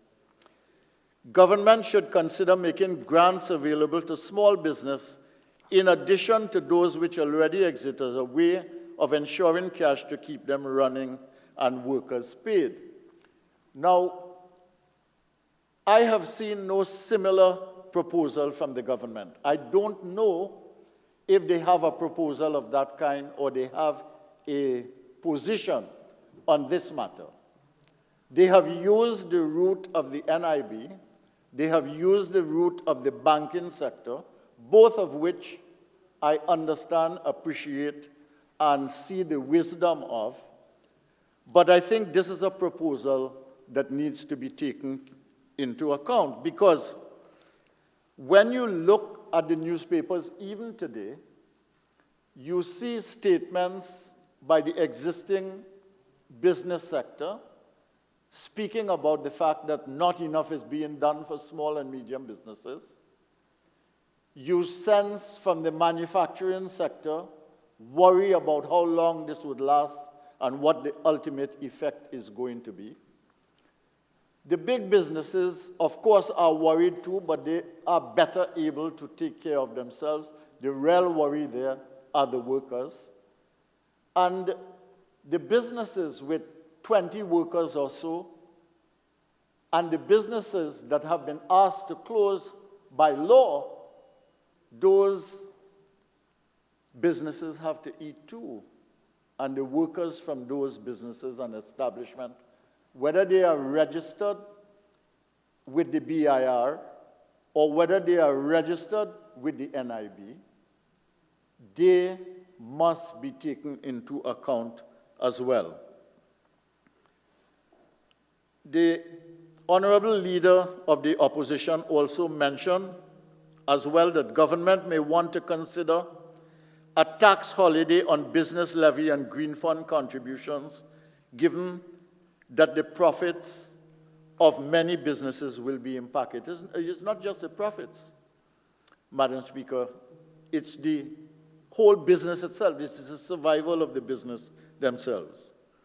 Government may want to consider a reduction or deferral on utility payments or micro and small businesses that have seen revenue severely depleted as a result of reduced operations. And the Honourable Leader of the Opposition, of course, made recommendations on agriculture as well. She said we need an immediate and short-term agricultural policy measure to address the country's food security needs. We should use this time when our economy is relatively cut off to ramp up production, strengthen agro-processing linkages, and build capacity. There will be an impact on food imports, and the looming shortages in this country may lead to looting and banditry as citizens hunt for food supplies. We need to incentivize farmers and prospective farmers to plant specific food crops now. Government may want to consider utilizing the agricultural development to provide ADB, Agricultural Development Bank, to provide support for farmers to ensure that food production could be ramped up to compensate for any food shortages that may occur. The announcement of tax-free measures in the 2020 budget, and there was announced Madam Speaker, a number of tax-free measures for agriculture in the 2020 budget. I can tell you that for the last 3 weeks, I've been working with a farmer in my constituency and the Ministry of Agriculture and the Ministry of Finance in order to get a tax-exempt machine that he has brought down for the production of feed food cleared, because it is meant to be tax-free. And for 3 weeks, between those two ministries, I have not been able to make any progress. And the announcement of tax measures in the 2020 budget related to agriculture, tax-free measures, either the people in the governmental system don't know about them and how to execute those measures, or they are not working, Madam Speaker. And I want to say to the Minister of Finance that agriculture, following on the lead of the proposal made by the Leader of the Opposition to the Honourable Prime Minister, that this is a very important thing that needs to be done in order to ensure food security. Now, Madam Speaker, we are in a difficult time, as the Minister himself said, and a difficult time requires collaboration. It requires cooperation. It requires a sense of shared purpose. It requires effective communication. It requires bringing people together. It requires getting everyone behind an agreed plan. This is not the time that one would strive to be king of the mountain alone by himself, nor to regard yourself as the fountain of all ideas. And that is why the collaboration is so important. So government may have some ideas because they have a perspective. The business community, depending on the size of their business, may have some ideas because they have their own perspective. The trade union may have their perspective, so too the cooperatives and the credit unions, and so too the ordinary citizen. But the opposition also has a view on these things, and that is why we took the opportunity, the liberty, the Honourable Leader of the Opposition, to engage the government in this way, even though, without even trying, the Leader of the Opposition had gotten an unnecessary boof. But country comes first. And on the basis of that, she proceeded and she made those proposals. And I want to say that we support the intent behind the legislation today. We are concerned about some of the targeting and the target groups and how particular measures will work. And the reason we are concerned about this, Madam Speaker, is because governments and countries often fail on implementation and on execution and on delivering results. We do very well on announcements and promises. But we are in a time here, Madam Speaker, where not a single citizen in this country wants our country to fail.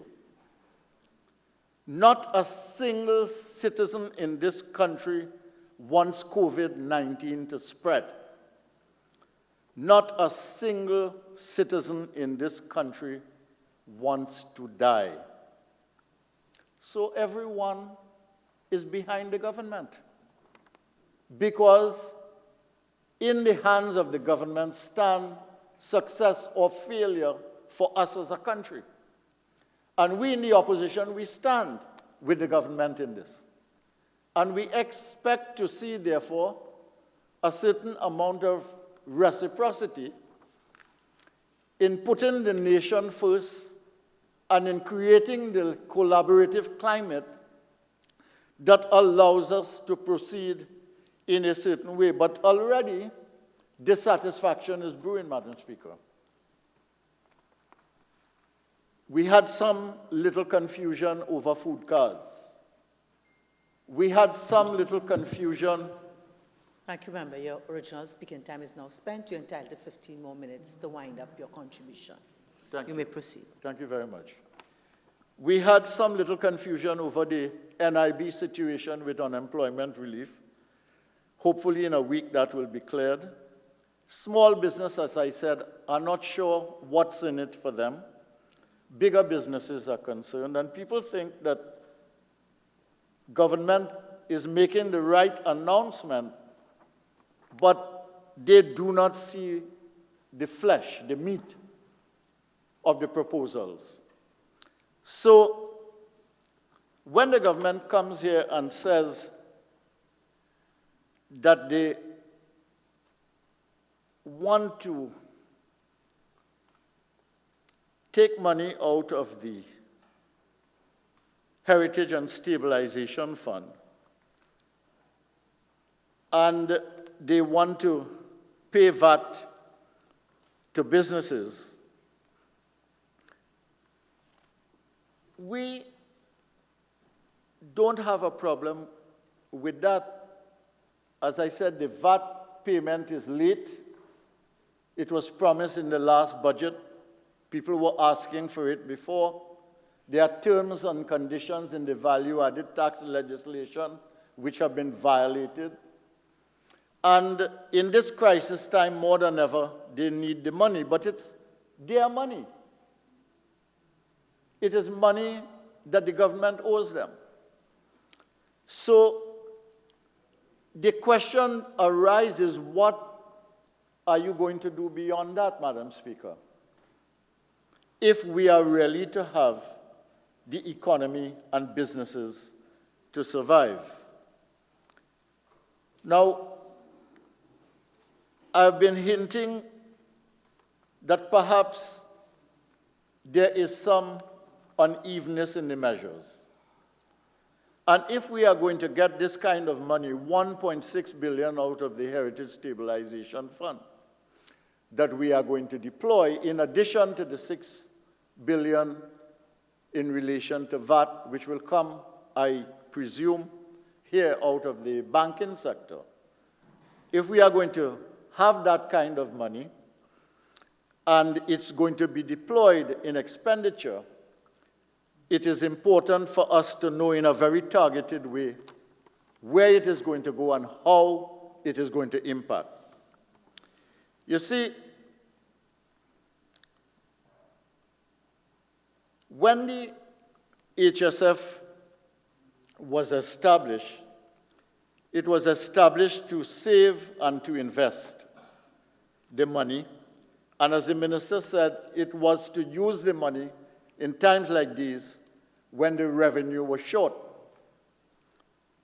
But the minister seemed to suggest that there is no heritage side to this legislation. But it's called the Heritage and Stabilization Act. So there is a heritage side to the legislation, because the heritage side to the legislation says that when the Heritage and Stabilization Fund gets to $1 billion, there is nothing that you can do to touch it. And that is the heritage side. So you have a stabilization and you have a heritage side. I want to tell you something about this, Madam Speaker. In 2007, the assets of the Heritage and Stabilization Fund was $1.76 billion US. And that was money put in there from the year 2000 to the year 2007. Okay, so it took us 7 years to get 1.76 billion in the Heritage and Stabilization Fund. By the end of 2009, the value was 3 billion. In September 2015, when we left office, the Heritage and Stabilization Fund was 5.6 billion US. In 2017, it was 5.8. It's September 2019, it was 6.25. Now, the minister admitted, as we all know, that the Heritage and Stabilization Fund got a hit in the equities market, in the stock market. And he said we made a gain yesterday of about 10%, he said. And I would like the minister to indicate what the amount is, because I don't know if the fund is above 6 billion, or under 6 billion. And if we got an exact number, I know that that will vary as the stock market fluctuates. But it would be good, since we are talking about taking money out of the HSF, that we know how much is in it today. We need to know how much it is today. Now, I want to emphasize two things: that the increase between 5.6 and 5.8 when it did until 6.25 was done on the basis of investment, not by putting in any money by this government in the last 4.5 years. And that the losses have since reduced the amount that is available. Now,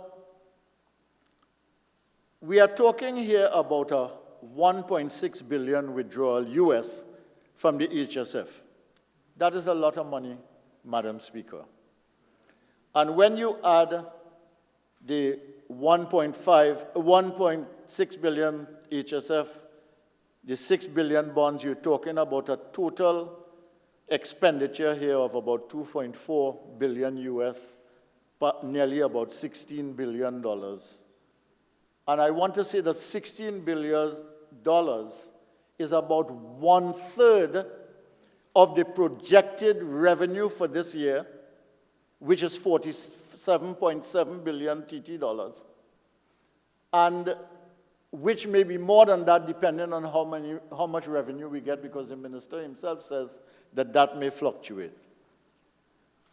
Now, in that situation, and we are coming in addition, I don't want to anticipate, with another bill which calls for more 10 billion TT increase in the loan ceiling. But when you add all of this together, there is a lot of expenditure here. And the minister came today and he gave us some of the expenditure. 100,000 here, 400 here, etc. And they add up, I think he said, to 2.5 billion TT dollars, if I'm not mistaken. But I don't think that accounts for the entire amount that is being withdrawn from the HSF. So while we understand where the minister is going, we understand what he's trying to protect and support, we need to have an account of where all the money is likely to go, Madam Speaker. You see, because they have drawn down on 2 occasions from the HSF before. And I don't think that we have an accounting of where the drawdowns on the 2 previous occasions were actually spent and where the monies were allocated. So we support the government. We want to work with the government for the sake of Trinidad and Tobago and all its citizens. We support the measures that will bring relief, but we want to hold the government to account. You cannot use the crisis to simply take the money and not fully account for it. We must have a sense of where every cent is going. And the minister played down the heritage site, but I want to say that in 2014, Madam Speaker, we had drafted a bill. I wouldn't spend any time on this. And the main purpose of that bill was to amend Section 15 of the Act to increase the floor of the fund from $1 billion, which you cannot touch now under the existing law, to $3.5 billion US. So we would have created, if this bill had been brought to Parliament and passed. I think the problem then was that we were caught up between whether you have one fund or you have two funds, one heritage, one stabilization. The minimum that would have been allocated for heritage under our administration would have been $3.5 billion. And I wonder if, in making amendments to the HSF, whether the minister, who has been on record as saying that they would come to the Parliament to separate the heritage and stabilization functions, two distinctly different functions, whether the minister would want to make an amendment that would in fact set a ceiling for the money that would be heritage and could not be withdrawn under any circumstances, even as we support here his right and his ability and the option he is now taking in the legislation for him to take out $1.6 billion and to be able to come to the Parliament 60 days later. 60 days is too long, Madam Speaker. There is no reason why the minister could not account to the Parliament in a shorter time, and it is very important. Now, this government has had a certain view of the Heritage and Stabilization Fund, I want to say. In June of 2016, the Prime Minister said that there is nothing wrong with an HSF withdrawal. On the 17th of March, it was indicated that the government wanted to amend the HSF legislation for emergency drawdown. The Prime Minister goes on record in one of his press conferences. He said that the HSF and the foreign reserves are our strengths. On the 13th of November 2017, speaking at a party meeting, the Prime Minister justified the withdrawals and said the fund was well managed in spite of the withdrawals. On the 6th of April 2017, in this House of Representatives, the Minister of Finance defended two withdrawals, saying that it was done according to procedure. 2.5 million TT in one instance and 1.7 billion TT in the second instance, May 16th and March 17, 2017. At that time, it was supposed to be budget financing for development program. And he then promised to split the HSF into two distinct funds, the bulk in heritage and the rest in stabilization for budget deficits. So the issue I'm raising here, Madam Speaker, is not whether these measures are justified. They are justified.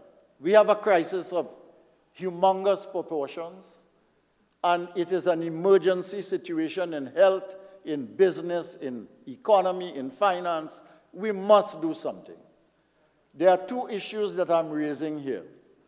The first is how properly targeted are likely to be the appropriation and the disbursement of funds to the various target groups that are stakeholders in the society. And I'm making the case that if you do not allow small and medium businesses and the manufacturing sector to survive, we are going to have a serious crisis.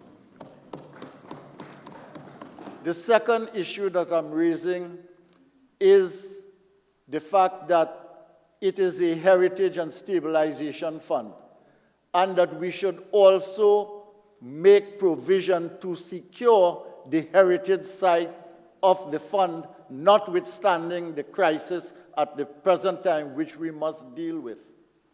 And the third thing that I'm raising is that although the minister is amending the legislation so that he can take the money out now rather than wait until the end of the year, and that he will have flexibility to come back to Parliament, he should be able to do that in a shorter time than 60 days. And we are asking for that consideration as well. What we are doing, therefore, Madam Speaker, is supporting the citizens of Trinidad and Tobago, supporting the government, and asking for accountability. Member for San Fernando West. Thank you, Madam President. Madam Speaker. Thank you, Madam Speaker. Madam Speaker, I welcome the contribution coming from my learned friend, the member for Caroni Central, that in effect and in summary, that there is support for the legislation before us. The honourable member, I'm sure, would agree that urgency is what is required and efficiency is what is required. And permit me to address some of the issues raised by my learned colleague and to put them into context. May I at the outset indicate, Madam Speaker, I'm told by the leader of the bench opposite, the whip, that there are approximately 6 speakers in this debate on their end. And if I dare say so, Madam Speaker, we are here today treating with this bill in the circumstance set out by the Minister of Finance to treat with the emergency situation of finances for the benefit of the people of Trinidad and Tobago in today's sitting without interrupting the rules of anticipation in today's sitting by way of 2 pieces of work in the Parliament. The first work that we're doing is this bill which amends the Heritage and Stabilization Fund, the Government Savings Bond Act, and the Value Added Tax Act. That's the first piece of work. The second piece of work is effectively to allow us to raise the ceiling limits for borrowings. In other words, Madam Speaker, we are seeking to use reserves that belong to the people of Trinidad and Tobago in the Heritage and Stabilization Fund, and also to cause payments and liquidity to people who are required to hold on in this situation. But under the motion to come, effectively, we're looking to borrow money. Now, I say that because rooted in the VAT side of the equation in amendments, there's a concept of borrowing as a bond, in fact, has certain elements of that nature. But let me just say this, Madam Speaker, most respectfully. Everything that we require to address in the second work that we have to do has been said already in piloting this debate, and therefore I find it inconceivable that we are not addressing these matters together. I just put that on the record. I say that because honourable members opposite say that they want to support efficiency. Yet the very decision that they have taken today is the opposite of that. Let me repeat that, Madam Speaker. The faster we are sent to this legislation today is the faster the relief that we can bring to the people of Trinidad and Tobago. The same people that the honourable member for Caroni Central just spoke about, the same people, the SMEs, the poorest of our lot, the same people who are waiting on opposition. What are we going to wait on 6 speakers opposite to say? In another motion with another 6 speakers, Madam Speaker. I mean, come on, Madam Speaker, with the greatest of respect, it's either you are sincere about what you say and you so demonstrate by your action, or just don't say it at all. And I really mean what I'm saying here today, Madam Speaker, because if one puts into context what Caroni Central has told us today about planning for the future and about the leader of the opposition calling upon the government to do certain things, the honourable member mentioned the facility that we intend to use, which is the NIB structure, to pay things. And the honourable member said something which I commend him for, because it's the first time it's been said. In that NIB structure, we will have the ability in processing the relief payments that we give to people, and in particular people who come to the Ministry of Social Development who are not in the NIB structure because people have been breaking the law, employers who don't register their employees, etc. In the member for Caroni Central's contribution in commending the government to have an opportunity to effectively close the circuit and widen the net, I want to ask the honourable member now, if that is the position of the opposition, why on God's earth is there no support for the Revenue Authority, which is exactly what that is supposed to do? You see, Madam Speaker, today the opposition comes to give us a contribution to this discussion. And their actions in Trinidad and Tobago, in resisting property tax, in resisting the Revenue Authority, all of these actions of 48-1, resistance, Madam Speaker. Madam Speaker, I'm answering what the honourable member put on the record. I can't believe he's raising that, but I'll let you rule. Okay, so a member for San Fernando West, I would really ask you to rein in what you're saying, and please proceed with what is before us. Thank you, Madam Speaker. Please. I am properly responding. I took notes to what the honourable member said. I'll be guided by you. I noticed that the honourable member gets a little hot under the collar when you raise the issues. I wrote down, courtesy the benefit of technology, everything the honourable member had to say, and in his wide-ranging discussion, the honourable member spoke to the bill for exactly 4 minutes. 4 minutes he spoke to the clauses of the bill. Everything else was the underwriting of the long-term policies and how the government is going to go. So I can't imagine that my learned friend does not want me to answer what he himself has put on the record. So I say that most respectfully, because it is disingenuous to take that approach, Madam Speaker. Madam Speaker, in looking at the inconsistency of the opposition, and I say that insofar as the honourable member said that the leader of the opposition's proposals would utilize the NIB and banking sector, the business sector, small, medium sector, not enough is being done. The SME needs to be done. He says that they too have to eat and it must be taken into account. The honourable member proposed a tax holiday on business levy and green fund and utility payments. But I want to start off by the understanding of what Trinidad and Tobago is not. And surely the country needs to be reminded what we are not. We are not the United States of America.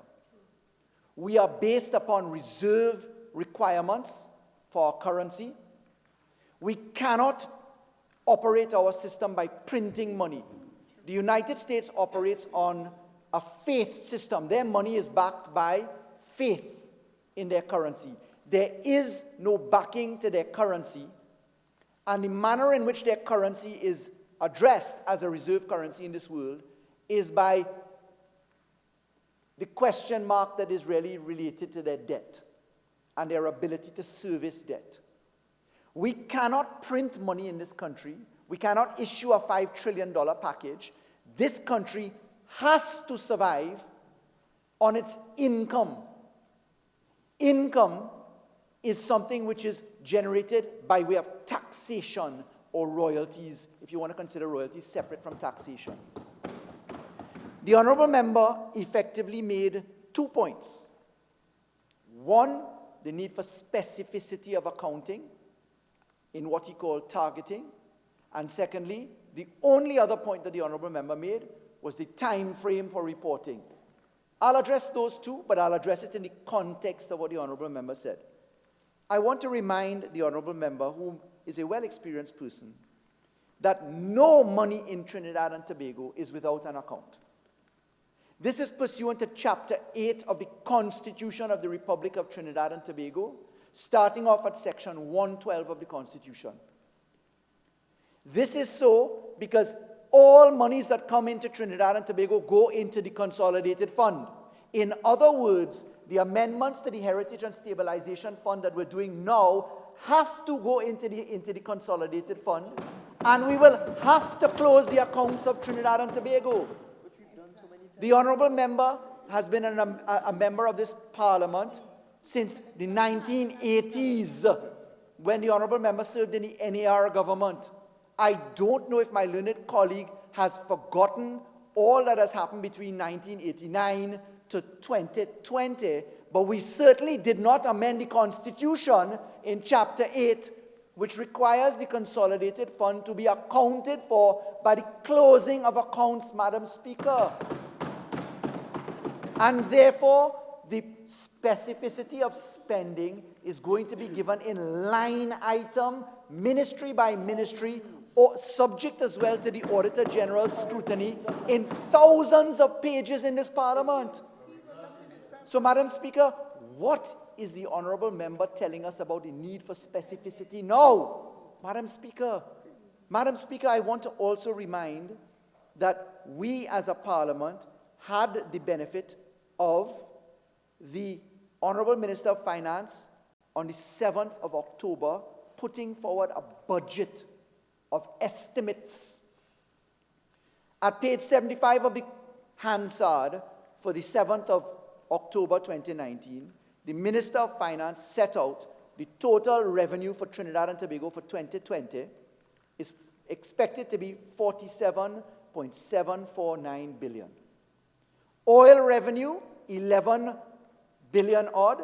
Non-oil revenue, 35.7 billion odd. Capital revenue, 0.95 billion odd. The Minister of Finance has come here today to say, listen, the oil price, which we estimated, dropped under $20, oscillating in the early 20s. We estimated it for the first quarter, proven to be correct, at $60 odd per barrel. And we are saying, therefore, that $11 billion in oil revenue is going to be almost wiped out by 50% at least in this year. The Honourable Minister of Finance also pointed out to the petrochemical sector and the manufacturing sector and the services sectors being hit by an event that this world has never seen in the context that we're seeing it. Madam Speaker, it's a matter of history that the Spanish flu ran through in 1920 and that 40-odd million people died. But we did not have a derivatives market. 1918. We did not have a derivatives market. We did not have stocks and bonds and positions of economies as we have now. We don't have the interrelated globalization factor. And therefore, what we are treating with now is entirely unprecedented in the world. And let me show you what I mean. Madam Speaker, would you believe? Everybody knows about Lloyd's of London. They've been around as an underwriting syndicate for hundreds of years. Lloyd's was open through World War I, World War II. The pandemics, the crises that hit this world, Lloyd's of London stayed open. Lloyd's of London was open in the 2008 crash, global crash in the economy. I'm reading here from the insurer, Global Risk Capital Intelligence, their website. And it says here, coronavirus could halt future at Lloyd's progress Fitch. Lloyd's seeks to dismiss certain aspects. Lloyd's closes underwriting room. Lloyd's of London, for the first time in its history that I'm aware of, having stayed open in its underwriting department through World War I and World War II and 2008, have closed their underwriting room and gone to an online system because people in their department have contracted COVID. So Lloyd's of London has closed its underwriting and gone online. And by the way, the system crashed because of the sheer volume coming into it. And today, the opposition's recommendation to us is come with certainty. And we need specificity. And all of a sudden, we forget about the consolidated accounting in the Constitution of the Republic of Trinidad and Tobago, and also the obligation by law to close the accounts in Trinidad and Tobago with specifics, Madam Speaker. I mean, really, I'm disappointed. We're going to have 6 speakers opposite, not talk to the next motion at the same time, so we could give relief to people by what? By delay? By raising up straw man arguments about the need for specificity? No. Madam Speaker, in a global crisis where Lloyd's underwriting department closed for the first time in hundreds of years, we're supposed to come back to Parliament in under 60 days? Where are the people to do the accounting and the reporting going to come from to do it in under 60 days? I mean, there has to be a sense of pragmatism and reality that must descend upon the members of the opposition at some point, most respectfully. It's not that we don't have the Auditor General, the closing of accounts, and the reporting in a positive obligation, Madam Speaker. You see, Madam Speaker, it's good enough to talk, but for heaven's sake, now is the time to talk sense. And Madam Speaker, I honestly and genuinely recommend that the voice that we ought to be hearing now in Trinidad and Tobago from all MPs is a call to our respective constituents. I have not heard from the members opposite a call to order in our constituencies in a resonating way.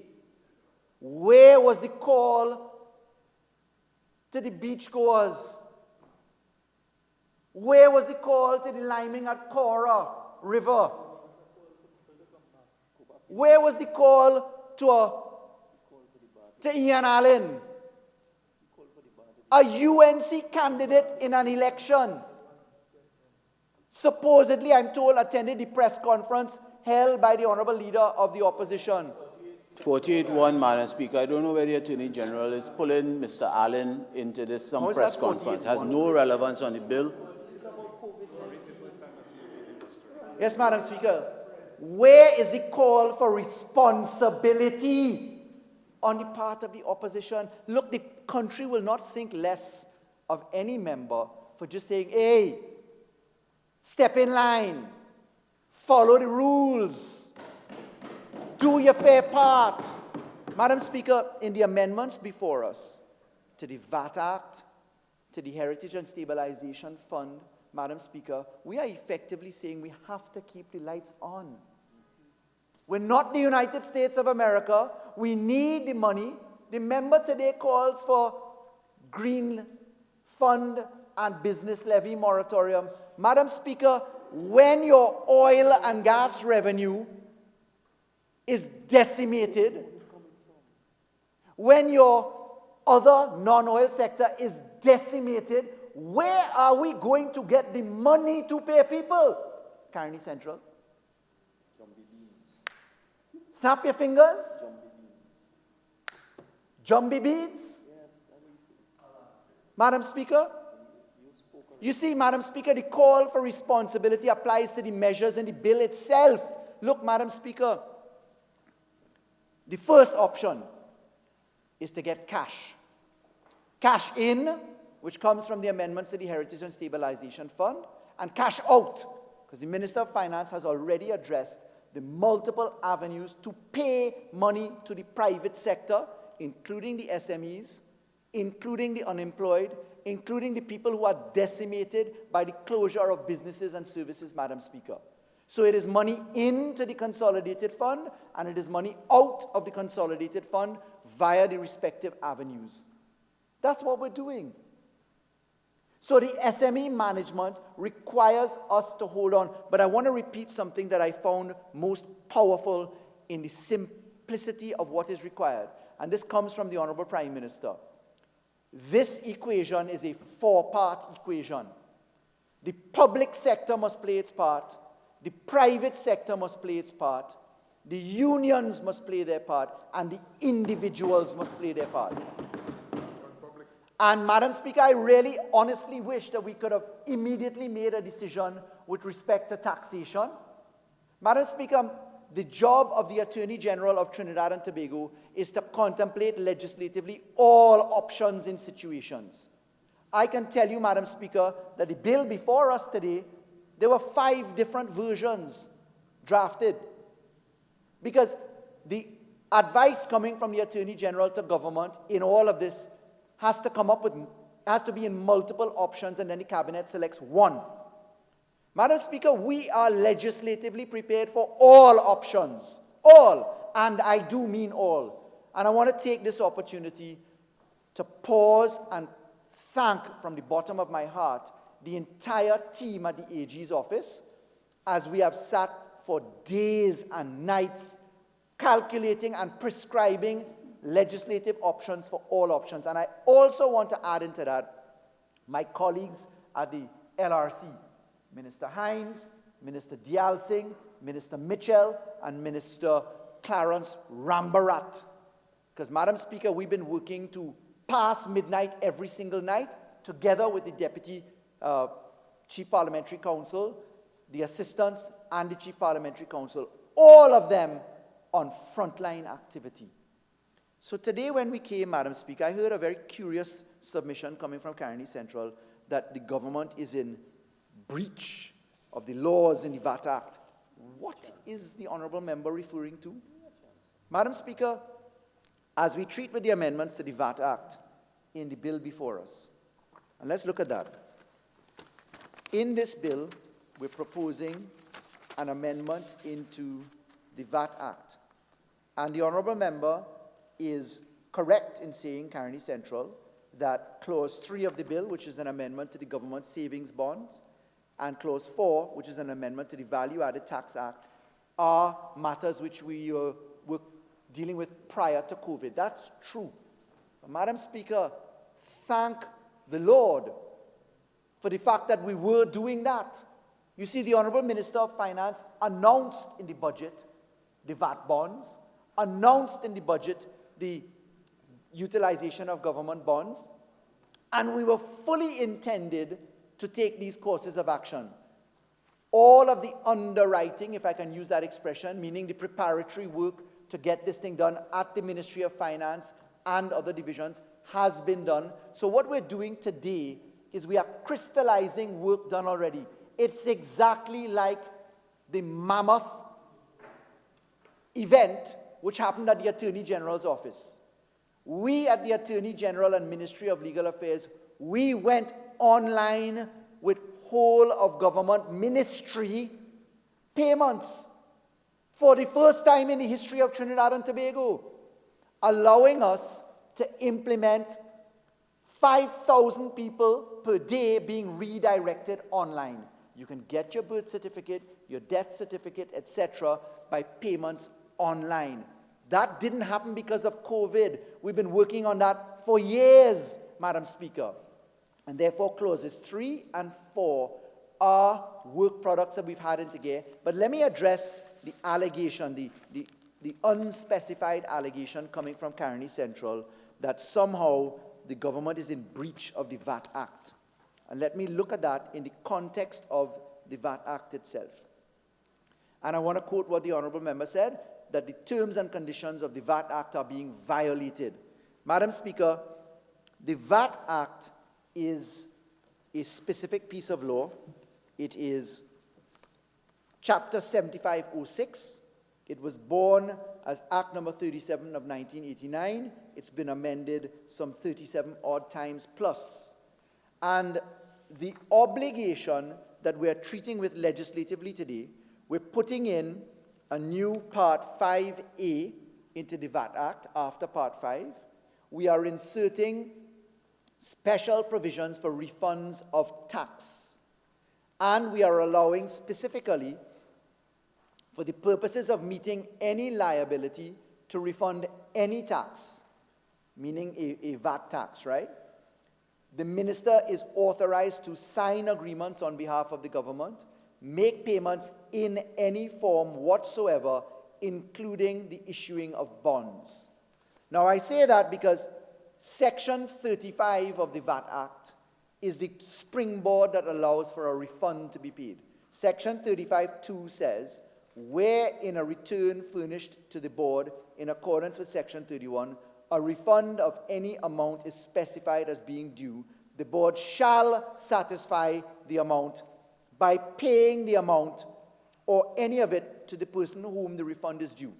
It is arguable that Section 35(2)A, which simply says you can pay the amount, it is arguable that the government can pay that amount in any manner possible.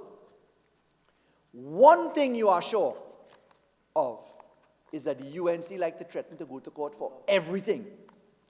And as a responsible Attorney General, I will not rely upon their good graces to get law right.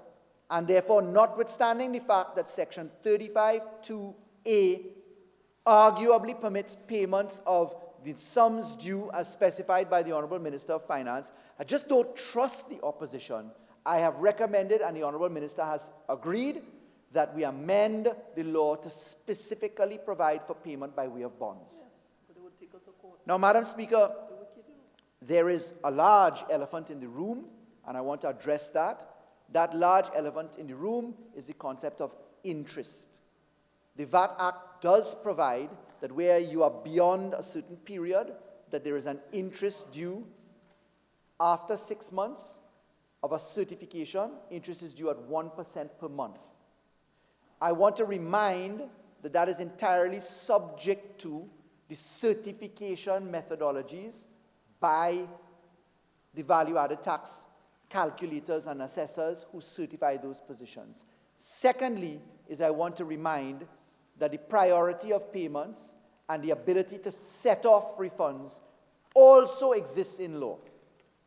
So I don't know if that is what the Honourable Member was referring to, but the fact is, it is open to any government under the Value-Added Tax Act to in fact apply refunds to taxes which are owing. And therefore, Madam Speaker, I want to compliment Member for San Fernando West. The original half an hour speaking time is now spent. You're entitled to 15 more minutes to wrap up your presentation. Should it please you? Please proceed. Thank you. And therefore, I want to compliment the Honourable Minister of Finance. Instead of hiding behind a technicality of saying, yeah, you have a refund, but we wouldn't pay the refund, we'll apply it towards another tax. I want to compliment the Minister of Finance for particularizing the number of people who will receive cash by way of refund. And I want to remind what the Honourable Minister of Finance told us here today. The Honourable Minister of Finance told the country that we are looking not only at value-added tax refunds, but we're looking at value-added tax refunds for 9,364 individuals, comprising 92% of the category of persons to whom value-added tax payment refunds are due. And that sum is some $277 million. And I want to go further, that the Minister of Finance has done the work to also identify income tax refunds. That is not value-added tax, income tax refunds to some 9,397 individuals. It's an accumulated sum of $110 million. And when you add those two together, $387 million is to be pumped into Trinidad and Tobago's economic system, the veins and the lifeblood of our system, by next week.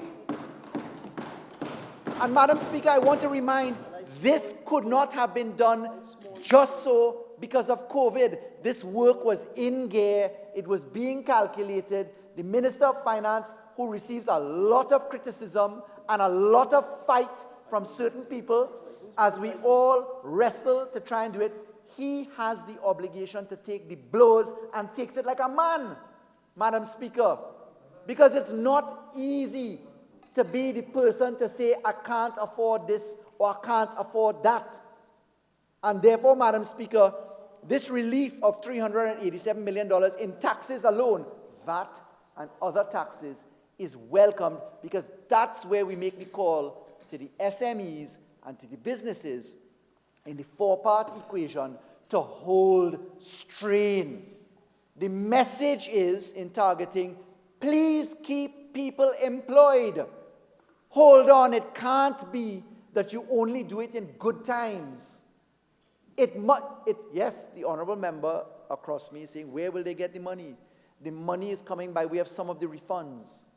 The money is coming by way of some of the payments. The Honourable Minister of Finance has also said that trade receivables will be paid. So, Madam Speaker, as the Honourable Members know, the call to the banks to drop prime, to skip mortgage payments, to reduce the benefit down. All of these things, whether by way of write-off or not, there are limits to government action. I honestly hope that the honourable members of the opposition will join in the chorus. I know the member for Tabakit is very often on record in the parliament in calling on banks to do their fair share. And as the Minister of Finance has addressed the banking sector, not only by central bank adjustment of the repo rate, not only by a 3% reduction in prime, not only by the movement of credit card interest down from 24% to 10%, and that's for interest that is under $25,000 limit, or from 24% to 14% in respect of limits above 25%. Not only are all of those things done, but we're asking the opposition, instead of the rhetoric of all hail Siparia, join us in the push to ask all sectors to hold their own. Madam Speaker, I want to tell you this. As Attorney General, I've called for every bar license that has been issued by the licensing committee. I've called for that information so that we can target every bar owner in Trinidad and Tobago, because they must be licensed, so we'll know them and can therefore apply a targeting mechanism to those most vulnerable via the NIB. We are all busy at the same time doing our respective jobs. We all fall in line. My colleague, the Minister of National Security, and the Minister of Health, those two frontline spokesmen, together with the Minister of Communications and the Honourable Prime Minister, the rest of us are in the background doing our jobs. And that is what is required, Madam Speaker. Madam Speaker, when we look to the Heritage and Stabilization Fund and the exhortation coming from Caroni Central that we must look to the heritage side of it, the Honourable Member asked how much was in the Heritage and Stabilization Fund at present, and I am able to say that that is $5.75 billion. Yesterday alone, we earned $150 million US. Because, Madam Speaker, in the face of adversity is opportunity. The disaggregation of investments by the fund manager includes debt and equity. What do I mean by that? Bonds, treasury notes, other structures are investments. Unfortunately, because the Federal Reserve of the United States of America was quick-footed and opened the Fed window in respect of certain instruments, in other words, then holding the value of instruments by buying them back, buying back US Treasury notes, buying back that kind of arrangement, we've preserved value. But the stock market is right now, in its state of flux, one of the most aggressive money earners as we speak for people who are experienced in that area. And therefore, we are confident that Trinidad and Tobago's fund manager, who has been doing a brilliant job for the many years whilst that fund manager has been in place, is acting in the best interest of our country. What do we want the $1.5 billion for? We want that for budgetary support. Where will that accounting go? It'll go into the closing of the year end. That is a mandatory requirement under the Constitution of Trinidad and Tobago. We just did one in January 2020 as we closed off the last financial year. All of the specifics will be provided. Madam Speaker, when we look to the provisions of Clause 3, I just want to add that even though we made an amendment recently to the Government Savings Bond Act, we wanted to preserve the transferability of bonds, and specifically, Madam Speaker, we wanted to, in the VAT refund positions, maintain the prescriptions by way of regulations so that we can avoid primary legislation holding back the process, and we're using the regulatory regime requirements. Madam Speaker, I genuinely believe that we're in difficult circumstances, yes, but that we have opportunities for innovation.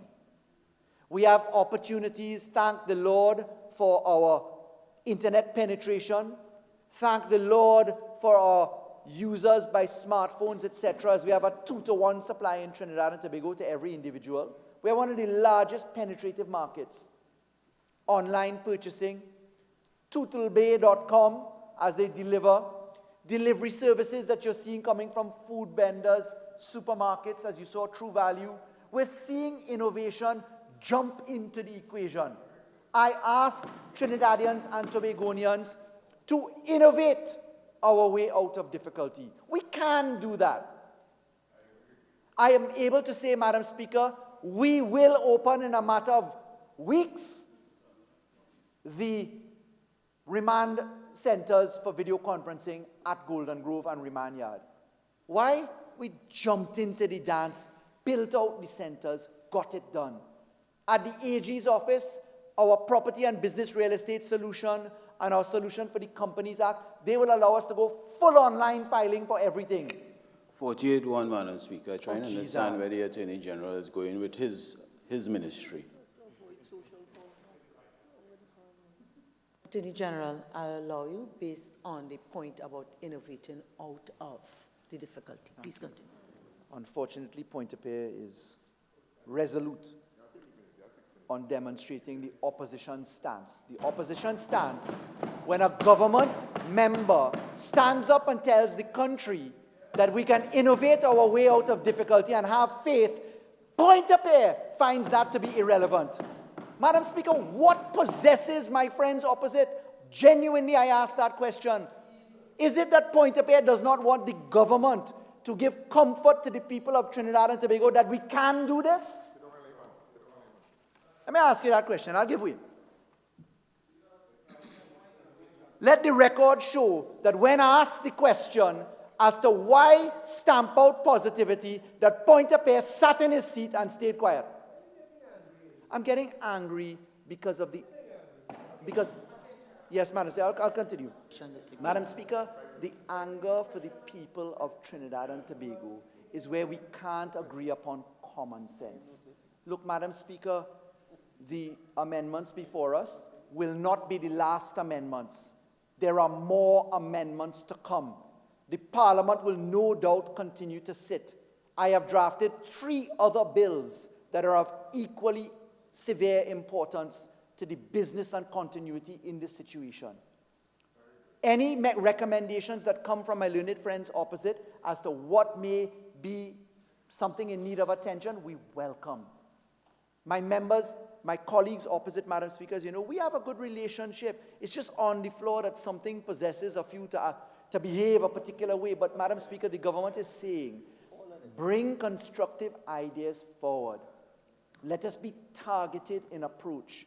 We do have more amendments to be made.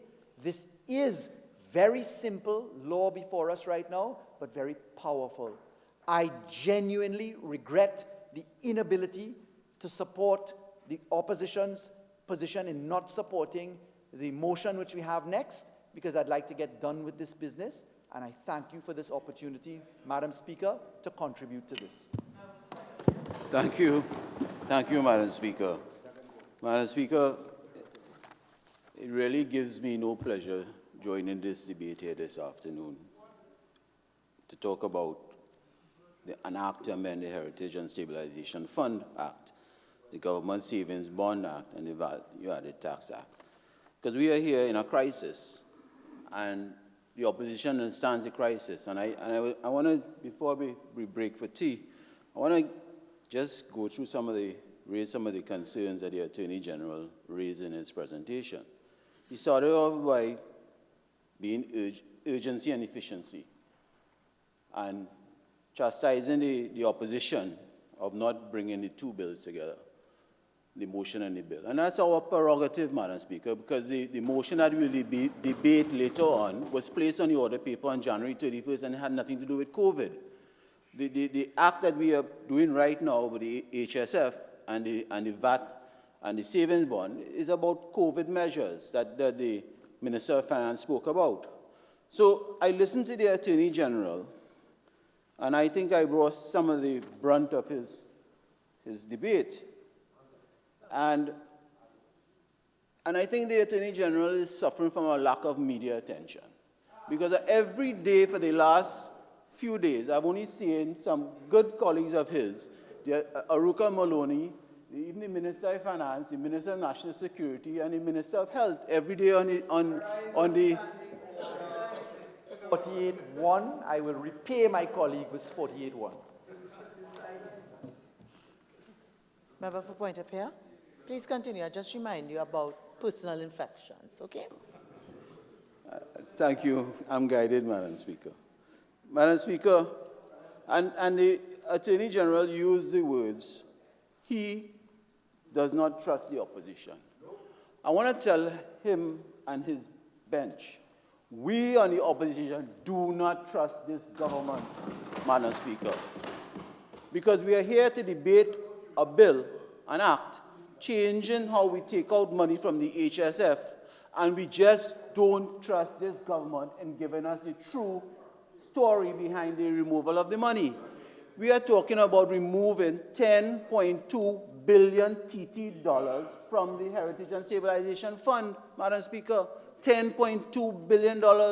If you take 1.5 billion US, by 6.80, you get 10.2 billion TT dollars. That is not small money. That is not small money, Madam Speaker. And the Attorney General comes here and tries to say that we don't know, the opposition doesn't know and we should not counter the opposition. It is not about counting the opposition, it's about counting to the taxpayers of this country, Madam Speaker. Madam Speaker, I listened to the Attorney General. About talking about closing of accounts. I wonder which year he's talking about closing of accounts. Is it the 2020 accounts he's talking about? We are 6 months into our financial year. The financial year started in October. We're in March, 6 months into our financial year. And we are seeing $10.2 billion that the Minister of Finance is asking for to be removed from the HSF. And we can only account for 2.5 this afternoon, and the rest goes into a black hole called the Consolidated Fund. That is what this government is asking us to take on board. And it is not, Madam Speaker, it's not the opposition money. It is not the government's money. It's the taxpayers' money. And I want to compliment the foresight of the opposition leader, then Prime Minister of this country, to build up the Heritage and Stabilization Fund between 2010 to 2015. And that is the same fund that they are now dipping into. And it is required to assist the people of Trinidad and Tobago. So I have to compliment the opposition leader, then Prime Minister. They talk about NGC funds and the abuse of the use of about, well, the number changes, Madam Speaker, from 14, 16, 12, 10. And I listened to the Minister of Finance over the last 4.5 years here in this chamber. And every time you ask him about accounting for money, he says, well, it's a big pool. It's a big pool. And we have to, we can't give specificity, but it's a big pool. Now, Madam Speaker, they always like to talk about the NGC funds. I want to say to the population, and they always talk about the removal of NGC funds. Those NGC funds could be placed in that Heritage and Stabilization Fund. That is why it is built up today, Madam Speaker.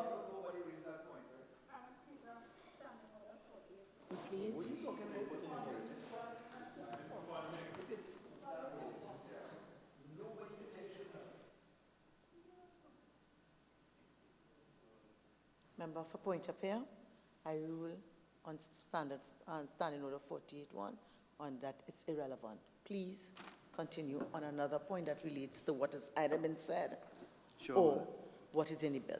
Sure, Madam Speaker, I'm guided. And the point is about the Heritage and Stabilization Fund. And the Minister of Finance and even the Attorney General accounted to the funding and the amount that is in this Heritage and Stabilization Fund, over $5 billion plus US dollars. And when my colleague, the member for Caroni Central, was talking, he showed how that fund grew under the PP government led by the Honourable Kamala Prasad-Bissessar. And that is the same fund that we are dipping in today. And that was the point I was trying to say, how those funds could have been accumulated under the Honourable Kamala Prasad-Bissessar. So I want to thank her for that. for allowing this country. Madam Speaker, I want to spend a little time on the Attorney General. He talked about SMEs and so forth. And you know, listening to the passion of the Attorney General here this afternoon in his debate, one would have thought, and I get the impression he's saying to us, we are all in this together. And that's what the Attorney General, and you're asking the opposition to come on board. And we are on board, Madam Speaker. But I want to say to the Attorney General, and to the listening public and the viewers out there, that the Attorney General is a landlord of this country to the government, Madam Speaker. And I was hoping... Madam Speaker, and I was hoping... 48-1, please. 48-1.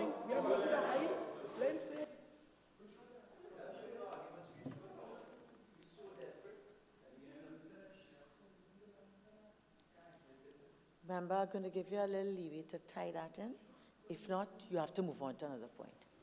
Yeah, Madam Speaker, the leeway, you give me some leeway, right? There are revenues and expenditures, and we are in trying times, Madam Speaker. And the Attorney General is asking everyone, public, government, individual, and unions, to get on board to save this country. And it's about saving where we can save. The Attorney General is asking SMEs, business sector, try and keep your employees employed for the good of the country, for the good of their families. I agree with that. We agree with that. But, Madam Speaker, in saving expenditure, I was hoping the Attorney General would have said he was giving 6 months free government rent for this country. Right. So, in terms of measures, I'm not going to allow you to continue with that. Please move on to another point. No. You want to get, okay, I give it. I thank the honourable member for giving me. Perhaps the honourable member does not know that the company that I have an interest in that does in fact rent a property to the government has already given 3 months rent-free. Perhaps you just don't know that in your attempt to malign people, Madam Speaker. So I don't know what the opposition is trying to do, but he's too late. And that has already been the effect. Please move on to another point. Madam Speaker, if the Attorney General just said that he's given 3 months rent-free to the government and the people, I want to thank move him. on to another point. Please, point up here. Attorney General. Member for point up here. Are you completed or are you continuing with your contribution? Yeah, Madam Speaker. Thank you, Madam Speaker. Madam Speaker, I want to turn to the Minister of Finance in his presentation. And we agree on this side is about saving jobs, keeping everybody alive, keeping the economy, saving the economy, Madam Speaker. And when I look at the measures that the Minister of Finance talked about, VAT refunds for a number of individuals or companies, income tax refunds also for individuals and companies, Madam Speaker. It talks about SMEs, the small and medium businesses in this country, Madam Speaker. And presently, these small and medium businesses are suffering, literally closing down as we speak, Madam Speaker, on a daily basis. And those who are open, their doors are open, is basically about trying to earn whatever little revenue they can get to keep their employees employed so that they can feed their family.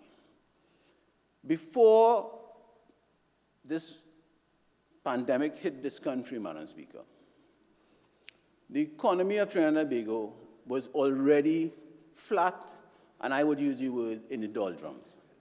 And businesses, especially that small and medium sector, that employs thousands of individuals in this country, thousands, some would say over 80,000 jobs, Madam Speaker, workers. They were already suffering, those businesses, and they were just breaking even or barely making ends meet, Madam Speaker. And then we had this pandemic. And really and truly, I would have thought that some of the initiatives to help that sector of this country that this Minister of Finance talked about, and I just want to go back to some statements of the Minister of Finance. And I agree, it is an important sector, but I just need to reinforce some of his meaning for the small and business sector. In his budget statement of 2018, on October 2nd, 2017, in the section in the budget under business development and section and incentive program, the Minister of Finance, and I want to quote page 14,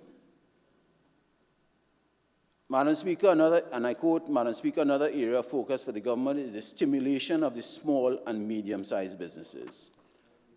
Another quote, thus we see the encouragement of small and medium businesses as crucial to our future development. As they succeed, many successful small businesses will grow and expand and even become bigger businesses. So the Minister of Finance is in agreement that this is a critical sector in the society, Madam Speaker. I go on because I need it for the records, Madam Speaker. However, small businesses face a different range of problems than their larger counterparts due to their inability to enjoy some of the same advantages in the marketplace as the bigger businesses. Most of these problems are due to revenue and cash on hand availability when the bills become due. So even back in October 2nd, 2017, the Minister of Finance recognized the problems with the SMEs, Madam Speaker. And I want to really compliment him for recognizing that back in 2017. And even the Minister of Trade, Madam Speaker. Member, could you quickly tie what you're talking about in 2017 and so on to what the measures are before us? Because I don't think we're dealing with the past. You've admitted a pandemic has changed everything. Please tie it into what is before us. Madam Speaker, the point I'm trying to say is that the SMEs and the Minister of Finance made in this presentation is critical to this society. And even over the last few years... Member, I've heard you say that. I don't need you to reinforce it. I'm asking you to tie it to what we're doing here today. Yeah, sure. Sure, Madam Speaker. What I'm trying to say is that there are not enough incentives announced by the Minister of Finance to help that sector of the economy, Madam Speaker. I mean, what has to do with it? You're withdrawing $1.5 billion. Madam Speaker, as I move on, I would have thought that when I research and I look at some of the measures of rescue packages on the international in some countries, Madam Speaker, and you look at the UK, for an example, Madam Speaker. You see, we must show and see where we can help in this time. You can't just come and take the money and not try to understand. And it's not, I'm not blaming anybody, Madam Speaker. I'm saying that we need to have bold incentives and initiatives to help this economy survive. So, for example, in the UK, the Prime Minister Boris Johnson announced salary relief for workers. That's just like us. We are doing something for the workers with salary relief, as mentioned by the Minister of Finance. Madam Speaker, in the UK, there was a lot of incentives for the small business, Madam Speaker, and like cash grants for the small businesses. And I just want to put that on the table, Madam Speaker, because it's necessary that this sector has to survive. So, Madam Speaker, for example, in the UK, in their rescue packages under COVID, there's something like the government will increase in the businesses in retail, hospitality, and leisure market. They would give incentives to those businesses up to grants of £25,000 and above, Madam Speaker. He talked about incentives, the UK model about retail in the leisure and hospitality companies that will exempt from businesses rates for a whole year, Madam Speaker. In the Australian model, Madam Speaker, they also mention a lot of incentives for the SMEs to be able to survive.